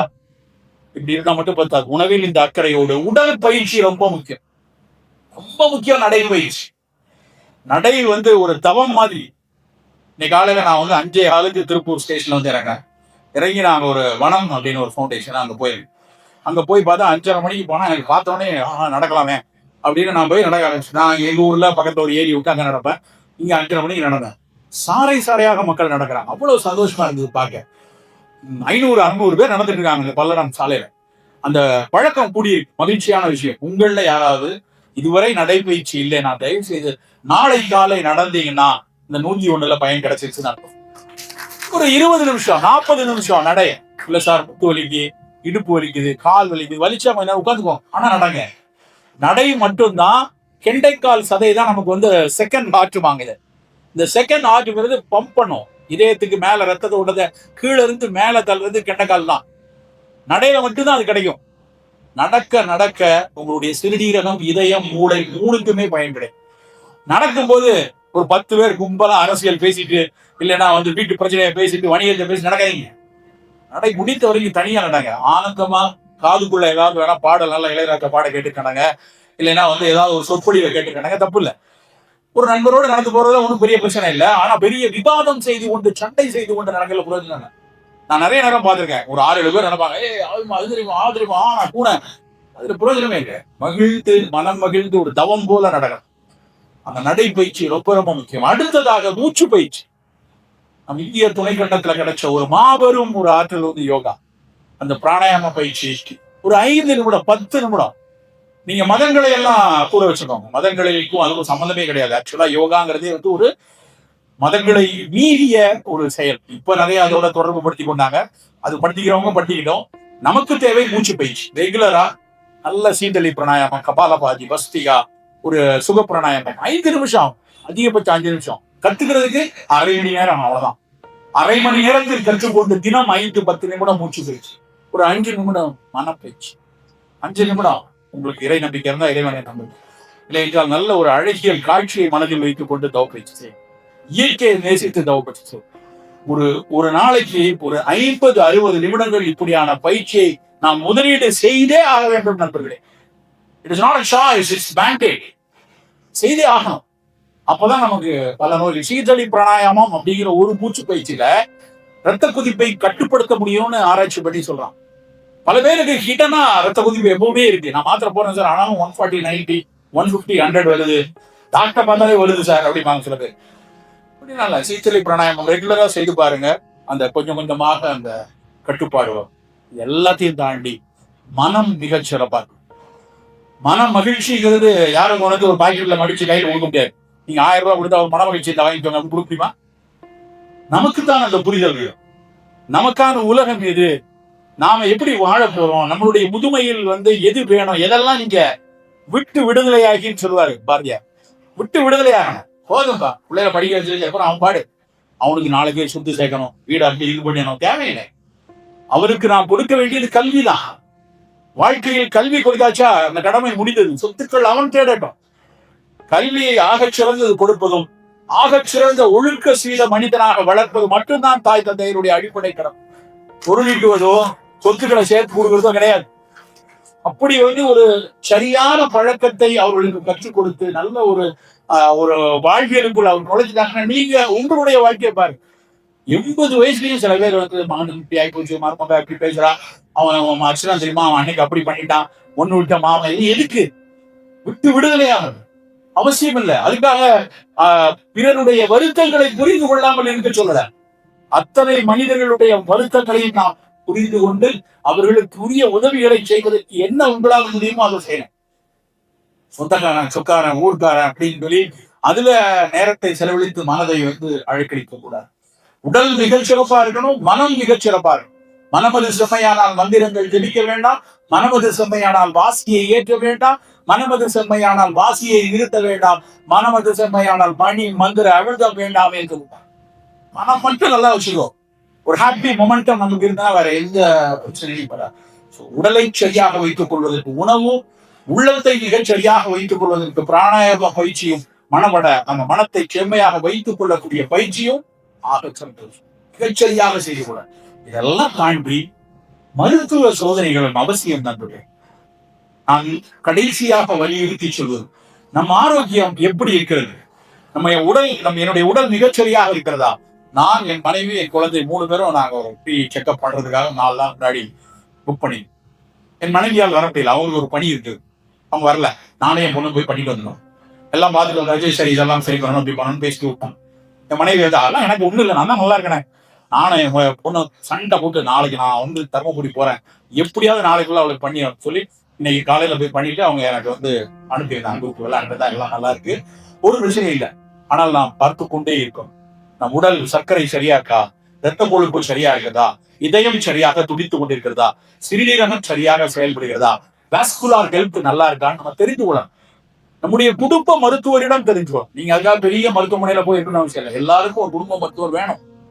அந்த காலத்துல எல்லாம் எல்லாரும் பழைய சிவாஜி படம்லாம் பாத்தீங்கன்னா பாலாஜின்னு ஒரு கேரக்டர் வரும். அவன் பெரும்பாலும் ஃபேமிலி டாக்டராகவே வருவான். கூடவே அவன் பாக்குற பொண்ணை இவரும் பார்ப்பாரு, நீ பார்த்த பொண்ணை நான் பார்க்க வேண்டும், இப்படிலாம் பாட்டு பாடுவாங்க. அப்படி ஒரு உறவு அழகா இருந்துச்சு. குடும்ப மருத்துவர் பெரும்பாலும் டாக்டர் அங்கிளா இருப்பார். அந்த டாக்டர் அங்கிளா இருக்கிற போய் நாங்க போய் பத்திரிகை கொடுப்போம், வீட்டு கல்யாணத்துக்கு வாங்கப்போ, அப்படியான ஒரு உறவு மருத்துவரோடு இருக்கணும். அப்பதான் நீங்க நாளைக்கு போய் வைத்த வலின்னு சொன்னா இது உண்மையிலேயே உன் வைத்த வலியா இல்ல மாமியாருக்கு உனக்கு பிரச்சனையா அப்படிங்கறத அவரால் யோசிக்க முடியும். அப்படி ஒரு குடும்ப மருத்துவர் உலகம் நாம் தொலைத்திருக்கிறோம். அதை வைத்துக் கொள்ள வேண்டும். அவர்களை வைத்து நமக்கான, நம்முடைய தாய் தந்தையருக்கு என்ன நோய் இருந்துச்சு, நம்ம மரபா என்ன நோய் இருந்துச்சு, நமக்கு வரக்கூடிய வாய்ப்பு இருக்கிறதா என்பதை ஒரு 3 ஆண்டுகளுக்கு ஒரு முறை, 2 ஆண்டுகளுக்கு ஒரு முறை, 60களை தாண்டினா வருடம் சோதித்துக் கொள்வது மிக மிக முக்கியம். நண்பர்களே, இந்த நிகழ்ச்சியில இவ்வளவு நேரம் நிறைய விஷயங்களை எடுத்திருப்பீங்க. இந்த எடுத்த விஷயங்களை அப்படியே காதுல வாங்கிட்டு போயிடாம, நாளை முதல் நடைபயிற்சியும், உடல் பயிற்சியும், உணவில் இத்தனை பயிற்சியும் நாம் எடுத்துக்கொண்டால் ஆனந்தம் என்றைக்கும் பேரானந்தமாக இருக்கும் என்று கூறிக்கொண்டு வாய்ப்பளிக்க நன்றிகளை விடைபெறுகிறேன். இது உங்கள் நலம் கருதி